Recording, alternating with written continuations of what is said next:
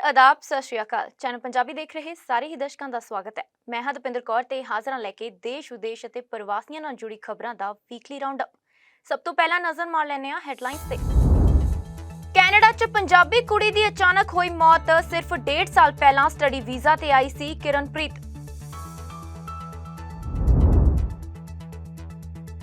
Canada ਦੇ ਵਿੱਚ ਭਾਰਤੀ ਅਤੇ ਪੰਜਾਬੀ ਮੂਲ ਦੇ ਲੋਕਾਂ ਦੇ ਗੁੰਮ ਹੋਣ ਦੀਆਂ ਨਹੀਂ ਰੁਕ ਰਹੀਆਂ ਘਟਨਾਵਾਂ।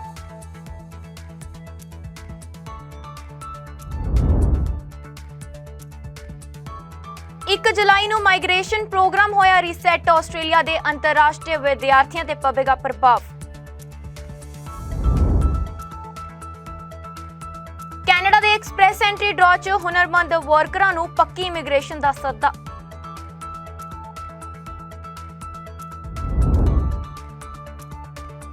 ਰਜਿੰਦਰ ਸਿੰਘ ਰਾਜ ਤੇ ਲੱਗੇ ਜਿਸਨੀ ਸ਼ੋਸ਼ਣ ਦੇ ਇਲਜ਼ਾਮ। ਬਰੈਂਪਟਨ ਕਚਹਿਰੀ 'ਚ ਪਵੇਗੀ ਪੇਸ਼ੀ।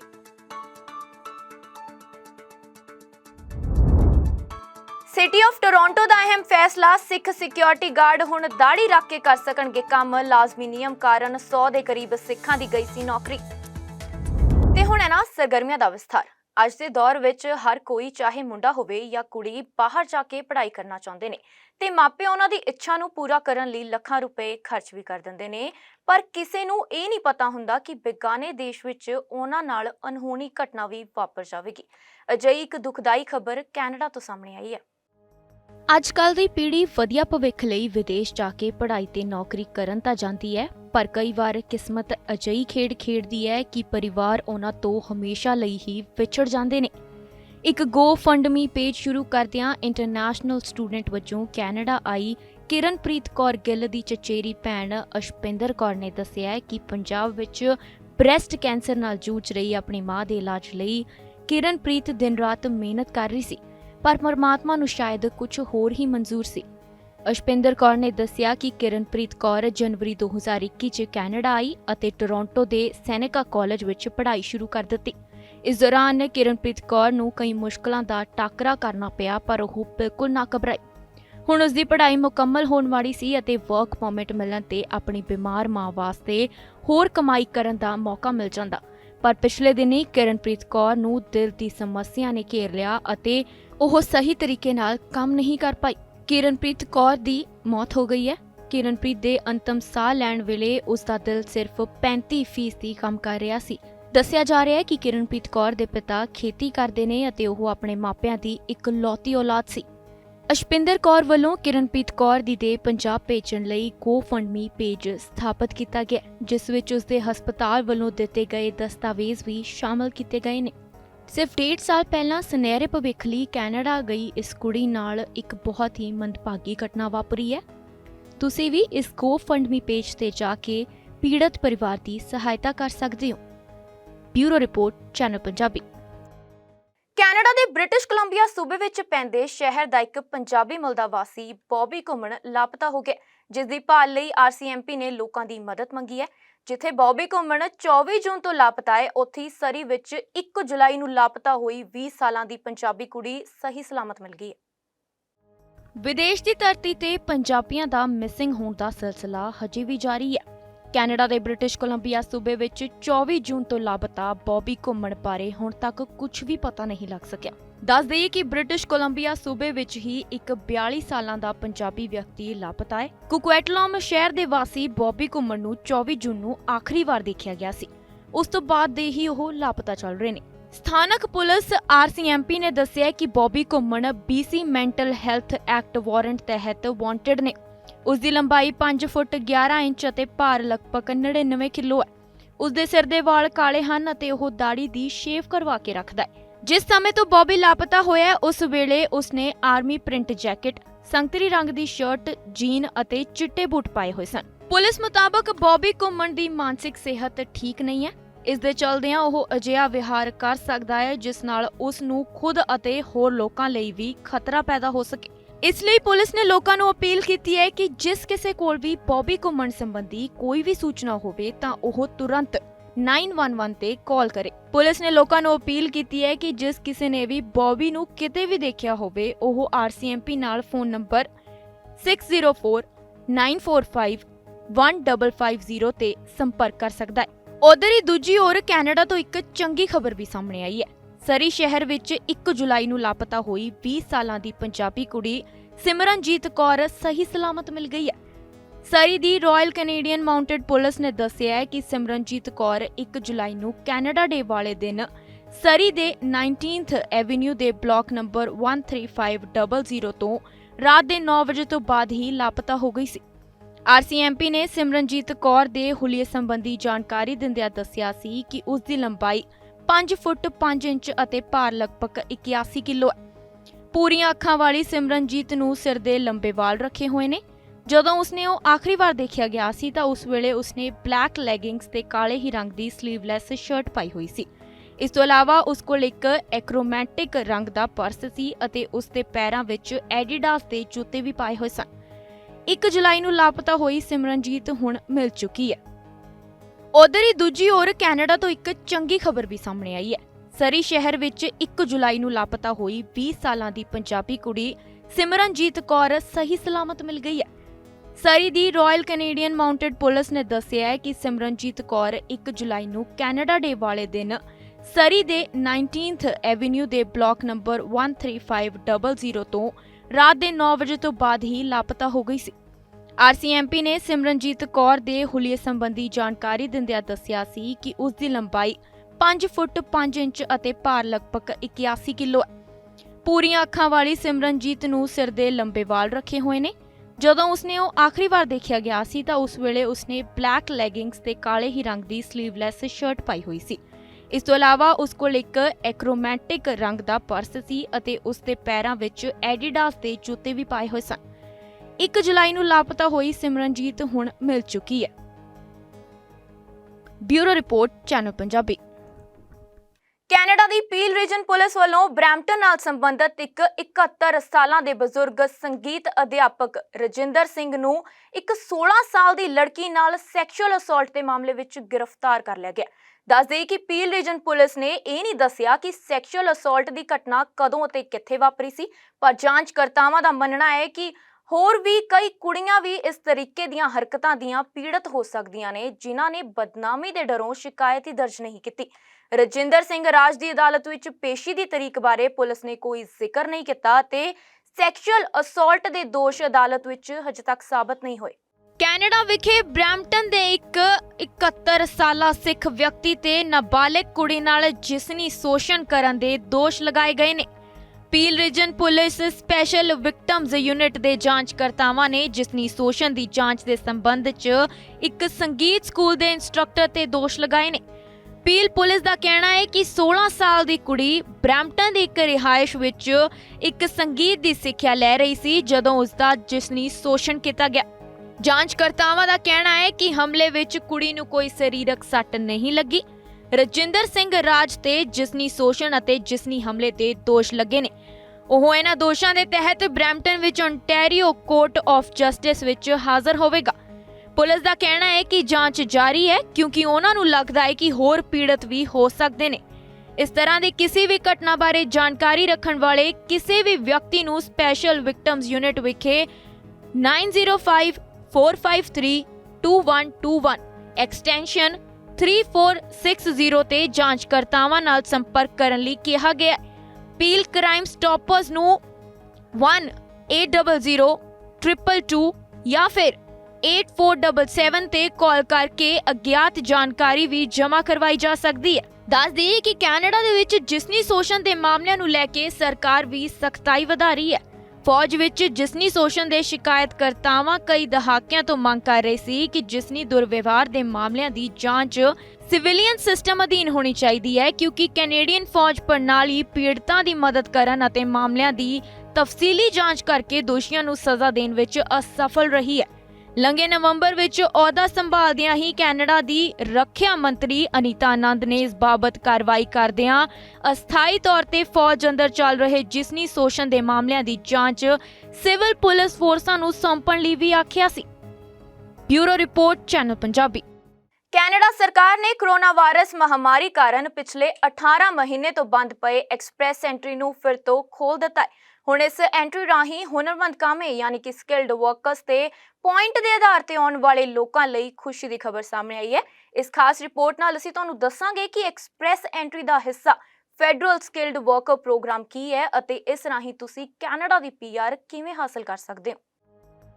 ਕੈਨੇਡਾ ਦੇ ਇਮੀਗ੍ਰੇਸ਼ਨ ਮੰਤਰਾਲੇ ਵੱਲੋਂ ਐਕਸਪ੍ਰੈਸ ਐਂਟਰੀ ਦੇ ਡਰਾਅ ਬਹਾਲ ਕਰ ਦਿੱਤੇ ਗਏ ਨੇ ਅਤੇ ਪਹਿਲੇ ਡਰਾਅ 'ਚ ਹੁਨਰਮੰਦ ਵਰਕਰ ਯਾਨੀ ਕਿ ਸਕਿਲਡ ਵਰਕਰਸ ਪ੍ਰੋਗਰਾਮ ਅਤੇ ਕੈਨੇਡੀਅਨ ਐਕਸਪੀਰੀਅੰਸ ਕਲਾਸ ਯਾਨੀ ਕਿ CEC ਦੇ 1500 ਉਮੀਦਵਾਰਾਂ ਨੂੰ ਅਪਲਾਈ ਕਰਨ ਦਾ ਸੱਦਾ ਭੇਜਿਆ ਗਿਆ। 557 ਰਿਹਾ ਹੈ, ਜਿਸ ਦਾ ਭਾਵ ਹੈ ਕਿ ਇਸ ਤੋਂ ਵੱਧ ਸਕੋਰ ਵਾਲੇ ਉਮੀਦਵਾਰਾਂ ਨੂੰ ਹੀ ਇਸ ਡਰਾਅ 'ਚ ਮੌਕਾ ਮਿਲ ਸਕੇਗਾ। ਦੱਸ ਦੇਈਏ ਕਿ ਹੁਨਰਮੰਦ ਕਾਮੇ ਯਾਨੀ ਕਿ ਸਕਿਲਡ ਵਰਕਰਸ ਲਈ ਕੈਨੇਡਾ ਦੇ ਦਰਵਾਜ਼ੇ 1967 'ਚ ਖੋਲੇ ਗਏ ਸਨ ਅਤੇ ਕੋਰੋਨਾ ਵਾਇਰਸ ਮਹਾਮਾਰੀ ਕਰਕੇ ਮਾਰਚ 2020 'ਚ ਇਸ ਪ੍ਰੋਗਰਾਮ ਨੂੰ ਰੋਕਣਾ ਪਿਆ ਸੀ।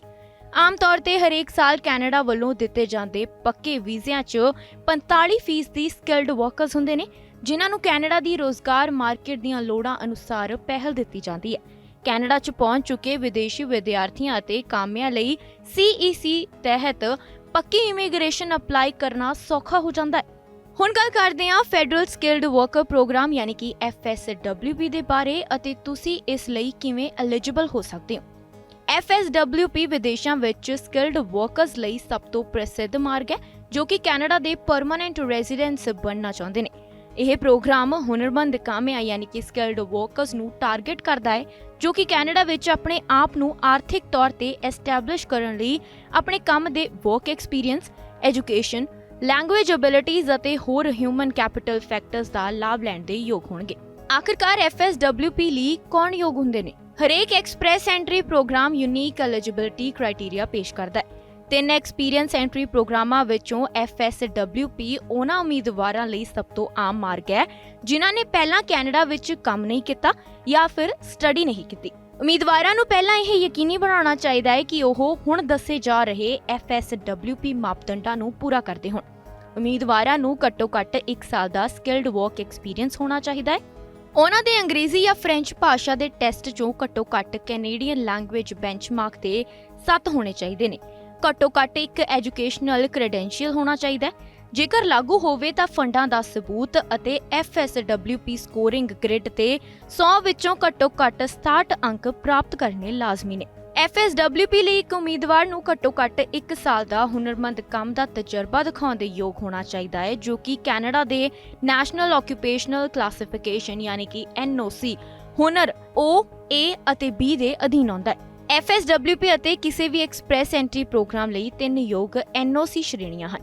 NOC O ਯਾਨੀ ਕਿ ਮੈਨੇਜਮੈਂਟ ਪੋਜੀਸ਼ਨਸ, NOC A ਯਾਨੀ ਕਿ ਕਰੀਅਰ ਜਿਨ੍ਹਾਂ ਲਈ ਆਮ ਤੌਰ ਤੇ ਯੂਨੀਵਰਸਿਟੀ ਦੀ ਡਿਗਰੀ ਦੀ ਲੋੜ ਹੁੰਦੀ ਹੈ। NOC B skilled trades professionals ਲਈ ਹੁੰਦਾ ਹੈ। ਐਜੂਕੇਸ਼ਨ ਦੀ ਗੱਲ ਕਰੀਏ ਤਾਂ ਯੋਗ FSWP ਉਮੀਦਵਾਰਾਂ ਨੂੰ ਕੈਨੇਡਾ ਦੇ ਅੰਦਰ ਜਾਂ ਵਿਦੇਸ਼ ਵਿੱਚੋਂ ਘੱਟੋ-ਘੱਟ ਸੈਕੰਡਰੀ ਸਕੂਲ ਐਜੂਕੇਸ਼ਨ ਪੂਰੀ ਕਰਨ ਦੀ ਲੋੜ ਹੁੰਦੀ ਹੈ। ਜੇਕਰ ਕਿਸੇ ਉਮੀਦਵਾਰ ਦੀ ਸਿੱਖਿਆ ਵਿਦੇਸ਼ ਵਿੱਚ ਪੂਰੀ ਹੋ ਜਾਂਦੀ ਹੈ ਤਾਂ ਉਹਨਾਂ ਨੂੰ ਐਜੂਕੇਸ਼ਨਲ ਕ੍ਰੈਡੈਂਸ਼ੀਅਲ ਅਸੈਸਮੈਂਟ ਯਾਨੀ ਕਿ ECA ਦੀ ਲੋੜ ਹੋਵੇਗੀ। ਅਸੈਸਮੈਂਟ ਦਰਸਾਉਂਦਾ ਹੈ ਕਿ ਵਿਦੇਸ਼ਾਂ ਵਿੱਚ ਉਹਨਾਂ ਦੀ ਸਿੱਖਿਆ ਇੱਕ ਕੈਨੇਡੀਅਨ ਡਿਪਲੋਮਾ, ਡਿਗਰੀ ਜਾਂ ਸਰਟੀਫਿਕੇਸ਼ਨ ਪ੍ਰਣਾਲੀਕਰਨ ਦੇ ਇਕੁਅਲ ਹੈ। ਭਾਸ਼ਾ ਦੇ ਖੇਤਰ ਵਿੱਚ FSWP ਲਈ ਕੀ ਯੋਗਤਾਵਾਂ ਨੇ? FSWP ਲਈ ਯੋਗ ਹੋਣ ਲਈ ਉਮੀਦਵਾਰਾਂ ਨੂੰ ਇੱਕ ਸਟੈਂਡਰਡਾਈਜ਼ਡ ਲੈਂਗੁਏਜ ਟੈਸਟ ਕਰਨਾ ਚਾਹੀਦਾ ਹੈ ਅਤੇ ਅੰਗਰੇਜ਼ੀ ਜਾਂ ਫ੍ਰੈਂਚ ਵਿੱਚ ਪੜ੍ਹਨ, ਲਿਖਣ, ਸੁਣਨ ਅਤੇ ਬੋਲਣ ਵਿੱਚੋਂ ਘੱਟੋ-ਘੱਟ ਕੈਨੇਡੀਅਨ ਲੈਂਗੁਏਜ ਬੈਂਚਮਾਰਕ ਯਾਨੀ ਕਿ CLP ਸਕੋਰ 7 ਪ੍ਰਾਪਤ ਕਰਨਾ ਹੋਣਾ ਚਾਹੀਦਾ ਹੈ। ਦੱਸ ਦਈਏ ਕਿ ਹੁਨਰਮੰਦ ਵਰਕ ਪ੍ਰੋਗਰਾਮ ਦੇ ਡਰਾਅ ਮਾਰਚ 2020 ਤੋਂ ਬੰਦ ਸਨ ਅਤੇ CEC ਦੇ ਡਰਾਅ ਬੀਤੇ ਸਾਲ ਸਤੰਬਰ 'ਚ ਰੋਕੇ ਗਏ ਸਨ। ਇਸ ਦੌਰਾਨ ਕੈਨੇਡਾ ਦੇ ਇਮੀਗ੍ਰੇਸ਼ਨ ਲਈ ਅਪਲਾਈ ਕਰਕੇ ਇੰਤਜ਼ਾਰ ਕਰ ਰਹੇ ਅਰਜ਼ੀਕਰਤਾਵਾਂ ਦੀ ਗਿਣਤੀ 25 ਲੱਖ ਦੇ ਕਰੀਬ ਹੋ ਚੁੱਕੀ ਹੈ। ਪਰ ਇਮੀਗ੍ਰੇਸ਼ਨ ਮੰਤਰੀ ਸ਼ੌਨ ਫਰੇਜ਼ਰ ਨੇ ਆਖਿਆ ਕਿ ਹੁਣ ਦੇ ਡਰਾਅ ਤੋਂ ਬਾਅਦ ਜੋ ਉਮੀਦਵਾਰ ਅਪਲਾਈ ਕਰਨਗੇ ਉਹਨਾਂ ਦੀ ਅਰਜ਼ੀਆਂ ਦਾ ਨਿਪਟਾਰਾ 6 ਮਹੀਨਿਆਂ 'ਚ ਕਰ ਦਿੱਤਾ ਜਾਏਗਾ। Bureau report, channel Punjabi. ਹਰ ਸਾਲ 1 ਜੁਲਾਈ ਨੂੰ ਆਸਟ੍ਰੇਲੀਆ ਦਾ ਮਾਈਗ੍ਰੇਸ਼ਨ ਪ੍ਰੋਗਰਾਮ ਰੀਸੈਟ ਹੁੰਦਾ ਹੈ ਜਿਸ ਨਾਲ ਵਿਦੇਸ਼ੀ ਪ੍ਰਵਾਸੀਆਂ ਲਈ ਨਵੇਂ ਮੌਕੇ ਉਪਲਬਧ ਹੁੰਦੇ ਨੇ। ਮਾਈਗ੍ਰੇਸ਼ਨ ਪ੍ਰੋਗਰਾਮ ਦਾ ਆਕਾਰ ਹਰ ਸਾਲ ਆਸਟ੍ਰੇਲੀਆਈ ਸਰਕਾਰ ਦੀ ਬਜਟ ਪ੍ਰਕਿਰਿਆ ਦੇ ਨਾਲ ਤੈਅ ਕੀਤਾ ਜਾਂਦਾ ਹੈ। ਇਸ ਖਾਸ ਰਿਪੋਰਟ ਜ਼ਰੀਏ ਗੱਲ ਕਰਾਂਗੇ ਕਿ ਵੀਜ਼ਾ ਅਤੇ ਇਮੀਗ੍ਰੇਸ਼ਨ ਵਿੱਚ ਵੱਡੇ ਬਦਲਾਵ ਸਕਿਲਡ ਪ੍ਰਵਾਸੀਆਂ ਤੇ ਅੰਤਰਰਾਸ਼ਟਰੀ ਵਿਦਿਆਰਥੀਆਂ ਨੂੰ ਕਿਵੇਂ ਪ੍ਰਭਾਵਿਤ ਕਰਨਗੇ। ਆਸਟ੍ਰੇਲੀਆ ਵਿੱਚ ਇਮੀਗ੍ਰੇਸ਼ਨ ਨੀਤੀ ਅਤੇ ਵੀਜ਼ਾ ਤਬਦੀਲੀਆਂ ਲਾਗੂ ਕੀਤੀਆਂ ਗਈਆਂ ਨੇ ਜਿਸ ਵਿੱਚ ਕੁਝ ਸ਼ਰਤਾਂ 2022-2023 ਵਿੱਚ ਫਾਈਲ ਦਰਜ ਕਰਵਾਉਣ ਵਾਲਿਆਂ ਲਈ ਹਟਾ ਦਿੱਤੀਆਂ ਗਈਆਂ ਨੇ। ਇਸ ਤੋਂ ਇਲਾਵਾ ਆਸਟ੍ਰੇਲੀਅਨ ਸਰਕਾਰ 1 ਜੁਲਾਈ 2022 ਤੋਂ ਜ਼ਿਆਦਾਤਰ ਵੀਜ਼ਾ ਅਰਜ਼ੀਆਂ ਦੀਆਂ ਫੀਸਾਂ ਵਿੱਚ 3 ਗੁਣਾ ਵਾਧਾ ਵੀ ਕਰ ਚੁੱਕੀ ਹੈ। ਫੀਸਾਂ ਵਿੱਚ ਕਿੰਨਾ ਫਰਕ ਆਇਆ ਹੈ ਇਹ ਤੁਸੀਂ ਵੀਜ਼ਾ ਪ੍ਰਾਈਸ ਐਸਟੀਮੇਟਰ ਉੱਤੇ ਜਾ ਕੇ ਚੈੱਕ ਕਰ ਸਕਦੇ ਹੋ। 1 ਜੁਲਾਈ ਤੋਂ ਕੀਤੀਆਂ ਗਈਆਂ ਤਬਦੀਲੀਆਂ ਦਾ ਆਸਟ੍ਰੇਲੀਆ ਦੇ ਅੰਤਰਰਾਸ਼ਟਰੀ ਵਿਦਿਆਰਥੀ ਖੇਤਰ ਤੇ ਕੀ ਪ੍ਰਭਾਵ ਪਵੇਗਾ, ਹੁਣ ਇਸ ਬਾਰੇ ਗੱਲ ਕਰਾਂਗੇ। ਦੱਸਣਯੋਗ ਹੈ ਕਿ ਹਰ ਸਾਲ 1 ਜੁਲਾਈ ਨੂੰ ਆਸਟ੍ਰੇਲੀਆ ਦਾ ਮਾਈਗ੍ਰੇਸ਼ਨ ਪ੍ਰੋਗਰਾਮ ਰੀਸੈਟ ਹੁੰਦਾ ਹੈ, ਜਿਸ ਨਾਲ ਵਿਦੇਸ਼ੀ ਪ੍ਰਵਾਸੀਆਂ ਲਈ ਨਵੇਂ ਮੌਕੇ ਉਪਲਬਧ ਕੀਤੇ ਜਾਂਦੇ ਨੇ। ਮਾਈਗ੍ਰੇਸ਼ਨ ਪ੍ਰੋਗਰਾਮ ਦਾ ਆਕਾਰ ਹਰ ਸਾਲ ਆਸਟ੍ਰੇਲੀਆਈ ਸਰਕਾਰ ਦੀ ਬਜਟ ਪ੍ਰਕਿਰਿਆ ਦੇ ਨਾਲ ਤੈਅ ਕੀਤਾ ਜਾਂਦਾ ਹੈ। ਇਸ ਵਾਰ ਕੀ ਬਦਲਾਅ ਹੋਏ ਨੇ ਉਸ ਬਾਰੇ ਗੱਲ ਕਰਾਂਗੇ। ਸਰਕਾਰ ਨੇ ਲਗਭਗ ਸਾਰੀਆਂ ਉਪ ਕਲਾਸਾਂ ਵਿੱਚ ਸਥਾਨ ਵਧਾ ਦਿੱਤੇ ਨੇ। ਉਦਾਹਰਨ ਲਈ ਤੁਹਾਨੂੰ ਦੱਸਦੇ ਹਾਂ ਕਿ ਸਕਿਲਡ ਇੰਡੀਪੈਂਡੈਂਟ ਵਰਕ ਵੀਜ਼ਾ ਸਬ ਕਲਾਸ 189 ਵਿੱਚ 6500 ਤੋਂ ਵਧਾ ਕੇ 16000 ਸੀਟਾਂ ਕੀਤੀਆਂ ਜਾ ਚੁੱਕੀਆਂ ਨੇ। Skilled work regional provincial visa ਯਾਨੀ ਕਿ ਸਬ ਕਲਾਸ 491 ਲਈ ਸੀਟਾਂ ਲਗਭਗ 11000 ਤੋਂ ਵਧਾ ਕੇ 25000 ਤੋਂ ਵੱਧ ਕੀਤੀਆਂ ਗਈਆਂ ਨੇ। ਇਸ ਤੋਂ ਇਲਾਵਾ ਨੌਕਰੀ ਲਈ ਤਿਆਰ ਪ੍ਰੋਗਰਾਮਾਂ ਵਿੱਚ ਵੀ ਬਦਲਾਅ ਹੋਏ ਨੇ। 1 ਜੁਲਾਈ 2022 ਤੋਂ ਜੌਬ ਰੈਡੀ ਪ੍ਰੋਗਰਾਮ ਯਾਨੀ ਕਿ JRP 4 ਸਟੈਪ ਪ੍ਰੋਗਰਾਮ ਤੋਂ 3 ਸਟੈਪ ਪ੍ਰੋਗਰਾਮ ਵਿੱਚ ਤਬਦੀਲ ਹੋ ਗਿਆ। JRP ਅੰਤਰਰਾਸ਼ਟਰੀ ਵਿਦਿਆਰਥੀਆਂ ਲਈ ਇੱਕ ਪ੍ਰੋਗਰਾਮ ਹੈ ਜਿਨ੍ਹਾਂ ਨੇ ਆਸਟ੍ਰੇਲੀਆ ਵਿੱਚ ਆਪਣੀ ਪੜ੍ਹਾਈ ਦੌਰਾਨ ਰਜਿਸਟਰਡ ਟ੍ਰੇਨਿੰਗ ਆਰਗੇਨਾਈਜੇਸ਼ਨ ਯਾਨੀ ਕਿ RTO ਦੁਆਰਾ ਜਾਰੀ ਕੀਤੀ ਗਈ ਯੋਗਤਾ ਨੂੰ ਪੂਰਾ ਕੀਤਾ ਹੈ। ਪ੍ਰੋਵਿੰਸ਼ੀਅਲ ਸਕਿੱਲਸ ਅਸੈਸਮੈਂਟ ਜਿੱਥੇ ਬਿਨੇਕਾਰ ਨੂੰ 660 ਘੰਟੇ ਪੂਰੇ ਕਰਨੇ ਪੈਂਦੇ ਸਨ, ਉਸ ਨੂੰ ਹਟਾ ਦਿੱਤਾ ਗਿਆ ਹੈ, ਜਿਸ ਨਾਲ ਕਈ ਅੰਤਰਰਾਸ਼ਟਰੀ ਵਿਦਿਆਰਥੀਆਂ ਦੇ ਸਮੇਂ ਅਤੇ ਪੈਸੇ ਦੋਵਾਂ ਚੀਜ਼ਾਂ ਦੀ ਬਚਤ ਹੋਵੇਗੀ। 1 ਜੁਲਾਈ ਤੋਂ ਨਵੀਂ ਪ੍ਰਕਿਰਿਆ ਦੇ ਅਧੀਨ JRP ਪ੍ਰੋਗਰਾਮ ਰਜਿਸਟ੍ਰੇਸ਼ਨ ਅਤੇ ਐਲੀਜੀਬਿਲਿਟੀ ਆਪਸ਼ਨ ਦੁਆਰਾ ਐਪਲੀਕੇਸ਼ਨ ਸਵੀਕਾਰ ਕੀਤੀਆਂ ਗਈਆਂ ਨੇ। ਬਿਨੇਕਾਰ ਨੂੰ JRE ਦੀ ਸ਼ੁਰੂਆਤੀ ਮਿਤੀ ਤੋਂ ਘੱਟੋ-ਘੱਟ 12 ਕੈਲੰਡਰ ਮਹੀਨਿਆਂ ਵਿੱਚ ਆਪਣੇ ਨਾਮਜ਼ਦ ਕੀਤੇ ਵਿੱਚ ਘੱਟੋ-ਘੱਟ 1725 ਘੰਟੇ ਦਾ ਭੁਗਤਾਨ ਕੀਤਾ ਰੋਜ਼ਗਾਰ ਪੂਰਾ ਕਰਨਾ ਚਾਹੀਦਾ ਹੈ। ਇਸ ਵਿੱਤੀ ਸਾਲ 'ਚ ਆਸਟ੍ਰੇਲੀਆ 'ਚ ਹੁਨਰ ਦੀ ਕਮੀ ਨੂੰ ਪੂਰਾ ਕਰਨ ਲਈ ਹੀ ਪਰਮਾਨੈਂਟ ਰੈਜ਼ੀਡੈਂਸੀ ਦੇ ਰਸਤੇ ਨੂੰ ਸੁਚਾਰੂ ਬਣਾਉਣ ਲਈ ਨੀਤੀ 'ਚ ਬਦਲਾਅ ਕੀਤੇ ਗਏ ਨੇ। ਹੁਣ ਗੱਲ ਕਰਾਂਗੇ ਰਿਪਲੇਸਮੈਂਟ ਵੀਜ਼ਾ ਦੀ। ਕੋਵਿਡ-19 ਅੰਤਰਰਾਸ਼ਟਰੀ ਯਾਤਰਾ ਪਾਬੰਦੀਆਂ ਦੁਆਰਾ ਪ੍ਰਭਾਵਿਤ ਕਰੰਟ ਅਤੇ farmer temporary graduate visa holders ਲਈ ਅਸਥਾਈ ਗ੍ਰੈਜੂਏਟ ਵੀਜ਼ਾ ਦੀ ਸਟ੍ਰੀਮ ਬਦਲਣ ਲਈ 1 ਜੁਲਾਈ 2022 ਤੋਂ ਅਰਜ਼ੀਆਂ ਖੋਲੀਆਂ ਗਈਆਂ ਨੇ। ਇਸ ਦੇ ਯੋਗ ਹੋਣ ਲਈ ਇੱਕ ਅਸਥਾਈ ਵੀਜ਼ਾ ਹੋਣਾ ਲਾਜ਼ਮੀ ਹੈ ਅਤੇ ਜਾਂ ਫਿਰ ਇਸ ਦੀ ਮਿਆਦ 1 ਫਰਵਰੀ 2020 ਜਾਂ ਫਿਰ ਇਸ ਤੋਂ ਬਾਅਦ ਖਤਮ ਹੋ ਗਈ ਹੋਣੀ ਚਾਹੀਦੀ ਹੈ। ਨਵੇਂ ਪੋਸਟ ਗ੍ਰੈਜੂਏਟ ਉਮੀਦਵਾਰਾਂ ਨੂੰ 3 ਸਾਲ ਦਾ ਰਿਪਲੇਸਮੈਂਟ ਵੀਜ਼ਾ ਅਤੇ ਗ੍ਰੈਜੂਏਟ ਉਮੀਦਵਾਰਾਂ ਨੂੰ 2 ਸਾਲ ਦਾ ਰਿਪਲੇਸਮੈਂਟ ਵੀਜ਼ਾ ਮਿਲੇਗਾ। ਇੱਕ ਮਾਈਗ੍ਰੇਸ਼ਨ ਮਾਹਰ ਦਾ ਇਹ ਵੀ ਕਹਿਣਾ ਹੈ ਕਿ ਉਹਨਾਂ ਦੇ ਗ੍ਰਾਹਕ ਆਸਟ੍ਰੇਲੀਆ ਵਿੱਚ ਲੰਮੇ ਸਮੇਂ ਤੱਕ ਰਹਿਣ ਦੇ ਨਵੇਂ ਮੌਕਿਆਂ ਦੀ ਖਬਰ ਸੁਣ ਕੇ ਬਹੁਤ ਖੁਸ਼ ਨੇ। ਉਹਨਾਂ ਦਾ ਇਹ ਵੀ ਕਹਿਣਾ ਹੈ ਕਿ ਅਸਥਾਈ ਗ੍ਰੈਜੂਏਟ ਵੀਜ਼ਾ ਦੀਆਂ ਧਾਰਾਂ ਹਜ਼ਾਰਾਂ ਪ੍ਰਭਾਵਿਤ ਗ੍ਰੈਜੂਏਟਸ ਦੀ ਮਦਦ ਕਰੇਗੀ ਜੋ ਕਿ ਸਰਹੱਦ ਬੰਦ ਹੋਣ ਕਾਰਨ ਆਪਣੀ ਰਿਹਾਇਸ਼ ਦੀ ਮਿਆਦ ਗਵਾ ਚੁੱਕੇ ਨੇ ਜਾਂ ਫਿਰ ਉਹ ਲੋਕ ਜੋ ਕਿ 1 ਫਰਵਰੀ 2020 ਤੋਂ ਲੈ ਕੇ 14 ਦਸੰਬਰ 2021 ਤੱਕ ਆਸਟ੍ਰੇਲੀਆ ਤੋਂ ਬਾਹਰ ਨੇ। ਉਹਨਾਂ ਨੂੰ ਇਸ ਮੌਕੇ ਦਾ ਵੀ ਲਾਭ ਚੱਕਣਾ ਚਾਹੀਦਾ ਹੈ। ਆਕਿਊਪੇਸ਼ਨ ਦੀ ਨਾਮਜ਼ਦਗੀ ਅਤੇ ਹੁਨਰ ਮੁਲਾਂਕਣ ਦੀਆਂ ਲੋੜਾਂ ਹਟਾਉਣ ਨਾਲ ਹੋਰ ਇੰਟਰਨੈਸ਼ਨਲ ਵੋਕੇਸ਼ਨਲ ਐਜੂਕੇਸ਼ਨ ਅਤੇ ਟ੍ਰੇਨਿੰਗ ਯਾਨੀ ਕਿ VET ਗ੍ਰੈਜੂਏਟਾਂ ਨੂੰ ਆਸਟ੍ਰੇਲੀਆ ਵਿੱਚ ਲੰਮੇ ਸਮੇਂ ਤੱਕ ਰਹਿਣ ਅਤੇ ਕੰਮ ਕਰਨ ਲਈ ਉਤਸ਼ਾਹਿਤ ਕੀਤਾ ਜਾਵੇਗਾ। ਪਹਿਲਾਂ ਗ੍ਰੈਜੂਏਟ ਵਰਕ ਸਟ੍ਰੀਮ ਨੂੰ ਪਹਿਲਾਂ ਐਪਲੀਕੇਸ਼ਨਸ ਨੂੰ ਮੀਡੀਅਮ ਅਤੇ long term strategic skills list ਵਿੱਚ ਇੱਕ ਆਕਿਊਪੇਸ਼ਨ ਨੂੰ ਨਾਮਜ਼ਦ ਕਰਨ ਦੀ ਲੋੜ ਹੁੰਦੀ ਸੀ। ਉਹਨਾਂ ਕੋਲ ਉਸ ਆਕਿਊਪੇਸ਼ਨਲ ਨਾਲ ਜੁੜੀ ਡਿਗਰੀ ਜਾਂ ਫਿਰ ਕੁਆਲੀਫਿਕੇਸ਼ਨ ਅਤੇ ਇਸ ਦੇ ਸੰਬੰਧਿਤ ਮੁਲਾਂਕਣ ਅਥਾਰਟੀ ਦੁਆਰਾ ਮੁਲਾਂਕਣਯੋਗ ਹੁਨਰ ਹੋਣਾ ਲੋੜੀਂਦਾ ਸੀ। ਮਾਈਗ੍ਰੇਸ਼ਨ ਪ੍ਰੋਗਰਾਮਾਂ ਦੇ ਰੀਸੈਟ ਹੋਣ ਨਾਲ ਡਿਪਲੋਮਾ ਅਤੇ ਵਪਾਰਕ ਯੋਗਤਾਵਾਂ ਵਾਲੇ ਗ੍ਰੈਜੂਏਟਸ ਦੀ ਵਿਸ਼ਾਲ ਸ਼੍ਰੇਣੀ ਲਈ ਵੀਜ਼ਾ ਸਟ੍ਰੀਮ ਵੀ ਖੋਲ੍ਹ ਦਿੱਤੀ ਜਾਵੇਗੀ ਜੋ ਕਿ ਸੂਚੀ 'ਚ ਸ਼ਾਮਲ ਸਕਿਲਡ ਆਕਿਊਪੇਸ਼ਨ ਲਿਸਟ ਨਾਲ ਨੇੜਿਓਂ ਸੰਬੰਧਿਤ ਨਹੀਂ ਹਨ। Bureau report, channel Punjabi. Canada ਦੀ ਟਰੂਡੋ ਸਰਕਾਰ ਦੇ ਵੱਲੋਂ ਸੁਪਰ ਵੀਜ਼ੇ ਵਿੱਚ ਕੀਤੇ ਗਏ ਵੱਡੇ ਬਦਲਾਵ 4 ਜੁਲਾਈ 2022 ਤੋਂ ਅਮਲ ਵਿੱਚ ਆ ਗਏ ਨੇ। ਸਰਕਾਰ ਨੇ ਸੁਪਰ ਵੀਜ਼ਾ ਨੂੰ ਲੈ ਕੇ ਜਿਹੜਾ ਅਹਿਮ ਫੈਸਲਾ ਲਿਆ ਹੈ ਉਸ ਨਾਲ ਹਜ਼ਾਰਾਂ ਲੋਕਾਂ ਨੂੰ ਫਾਇਦਾ ਮਿਲਣ ਵਾਲਾ ਹੈ।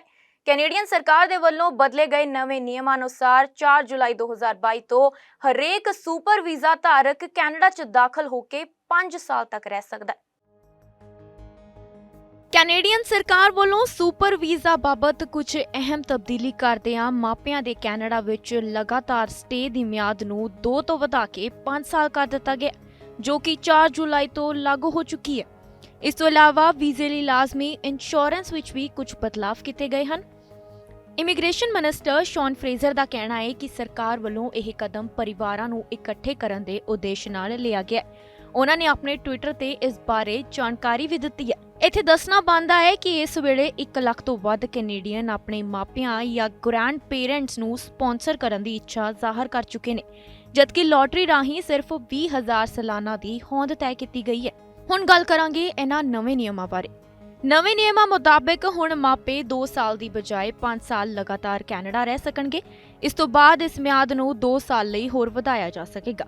ਦੇਸ਼ ਦੀ ਸੁਪਰ ਵੀਜ਼ਾ ਨੀਤੀ 'ਚ 4 ਜੁਲਾਈ ਤੋਂ ਕੁਝ ਸੁਧਾਰ ਕੀਤੇ ਗਏ ਨੇ, ਜਿਸ ਨਾਲ ਕੈਨੇਡਾ ਦੇ ਪੱਕੇ ਵਾਸੀਆਂ ਨੂੰ ਅਤੇ ਨਾਗਰਿਕਾਂ ਦੇ ਮਾਪਿਆਂ, ਦਾਦਾ-ਦਾਦੀਆਂ, ਨਾਨਾ ਅਤੇ ਨਾਨੀ ਵਾਸਤੇ ਇੱਕ ਵਾਰੀ ਕੈਨੇਡਾ 'ਚ ਦਾਖਲ ਹੋ ਕੇ ਲਗਾਤਾਰ 5 ਸਾਲ ਤੱਕ ਠਹਿਰਨਾ ਸੰਭਵ ਹੋਵੇਗਾ।